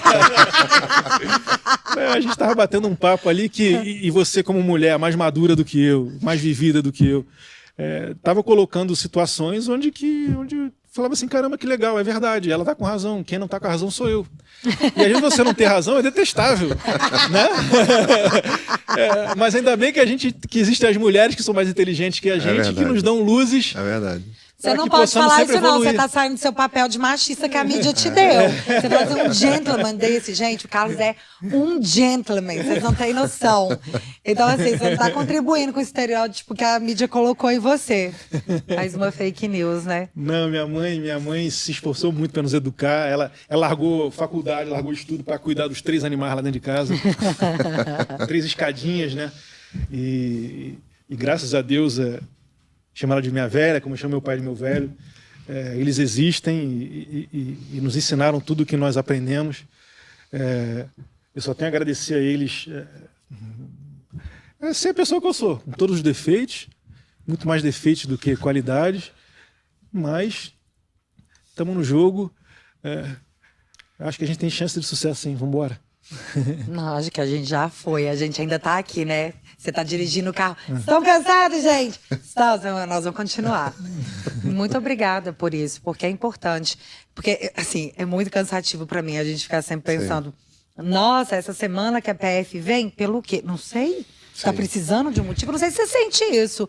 Tá precisando de um motivo? Precisa de prova? A sensação que eu tenho é que não. Porque famigerado gabinete do ódio. Às vezes eu falo isso, tipo, eu tenho tanto trabalho e o gabinete do ódio é só imaginário, que se ele existisse ele podia ajudar, né? Mas ele é imaginário. E aí acusaram de um monte de coisa, de financiar não sei o quê. E aí sai matérias falando que a Elisiane Gama paga blogueiro, paga jornal para falar bem dela, que tá lá no site da Transparência, uma prova concreta de tudo aquilo que eles nos acusaram, te acusaram durante tanto tempo. E quando tem provas, que é o lado de lá, eles não fazem nada. Bárbara, a sensação que a Polícia Federal vai entrar na minha casa eu tenho há 4 anos. E por quê? Eu confesso para você que eu não sei. Por que entraria? Eu confesso para você que até hoje eu desconheço, eu não sei, mas nada impede que isso aconteça.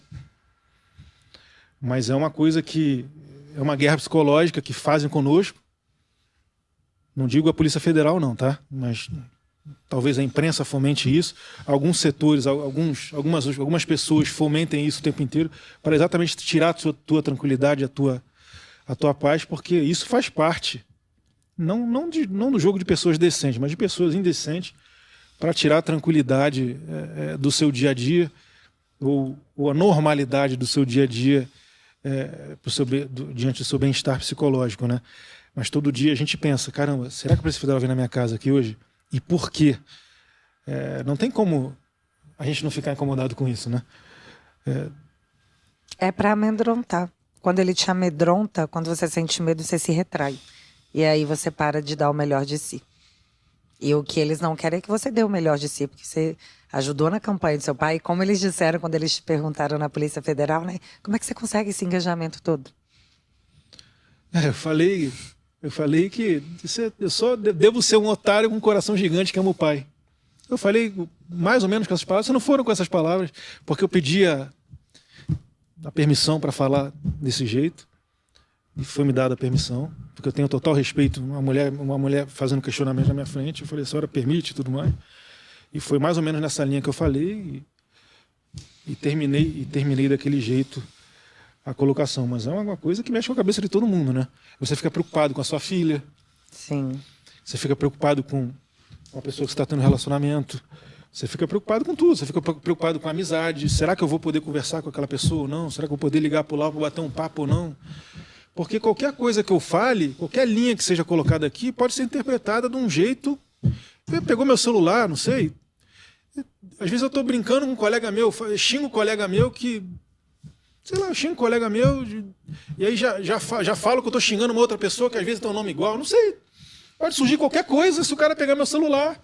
E sabe que isso é ponto de linha de investigação desde a época do juiz Sérgio Moro. Ele fazia isso. E isso foi aperfeiçoado ao longo do tempo. É o método lavajatista. Isso foi aperfeiçoado ao longo do tempo, não tirando o mérito da Sim, operação. sem tirar o mérito da operação. O demérito está na seletividade. Uhum. Porque você fica claro que eles foram também em cima de A, mas não foram em cima de B. Uhum. É alguma coisa nessa linha que é muito parecido com o que acontece hoje, mas hoje com uma potência muito maior. Então isso é extremamente preocupante e tira qualquer um do sério. Mas eu acho que eu estou lúcido, eu acho que estou tranquilo. Eu vim do Rio de Janeiro para cá para ver vocês, porque eu gosto de ficar com vocês, apesar dos momentos serem raríssimos. Sim. Isso me engrandece muito, me tira lá da minha prisão, que é a minha casa. Eu só tenho a agradecer a vocês por essa oportunidade e por estar aqui mais uma vez aprendendo, olhando para a cara do Lio, olhando para você. Não, mas a gente estava conversando aqui antes de começar. Que eu falei assim, cara, como assim você não vê anime? A gente vai desligar aqui, falando de política, e assim que a gente desligar, a gente vai falar de outras coisas. E filmes? Provavelmente de anime. Vou ter que te falar porque Jujutsu Kaisen parecia um bom anime, mas não faça isso, vai ser muito doloroso. E Nefários. É, o filme também. Nefários. Vamos conversar sobre Nefários depois que desligar a câmera. Mais alguma pergunta, Lau? Não, foi muito boa a entrevista. Eu queria agradecer o Carlos pela disponibilidade, pelo deslocamento, né, pela consideração. Foi um momento bom, foi um momento único. Inclusive, a família Te Atualizei vai ter a oportunidade de conhecer um pouquinho mais desse personagem que era distante, que a mídia fala tão mal, né? Ele não pode fazer nada que é alguma coisa errada. Ele se mexe, é um erro. E sempre. Então tem gente que não acompanha e está chegando agora na família e vai ter a oportunidade de conhecer um pouquinho mais do Carlos. E assim, né? Geralmente você ataca mais quem você teme. Então, gosto de pensar que, na verdade, os caras têm medo do que você pode fazer novamente em 2026. Pode falar. Pode falar. Sempre dentro da lei. Tô segurando sua mão. Vai Sempre dentro da lei, sempre acreditando no que aprendi ao longo da minha vida. Espero estar colaborando para a gente sempre deixar um futuro melhor para o Brasil e para minha filha, para os seus filhos. Tem filho dele? Tem, uma menina de 18 anos. Eu acho que é por eles que nós É por acabamos eles, lutando. sim. Eu tô ficando velho. Eu acho que a gente tem mais ou menos a mesma idade, né, Lio? Não, eu sou mais velho. Tô conservado. Então é por isso. Isso que alimenta a gente. Obrigado pela oportunidade novamente. Obrigada eu por Pela ter vindo simpatia, até aqui. Pelo carinho de sempre. E, Lio, uma satisfação gigantesca. Grande. Obrigado. Espero que a gente prolongue essa amizade, porque eu tenho muito a aprender contigo. Oh. Aí Todos você nós, vai parar todos nos nós. inquéritos também. Bom que a gente fica todo mundo junto. Aí vocês não ficam solitários lá, amor. É verdade. Gente, muito, muito, muito obrigada por ter acompanhado a gente até aqui. Carlos, muito obrigada novamente. Volte quando quiser, estamos à disposição. E a gente se vê num próximo Pode Atualizar. Até lá, galera.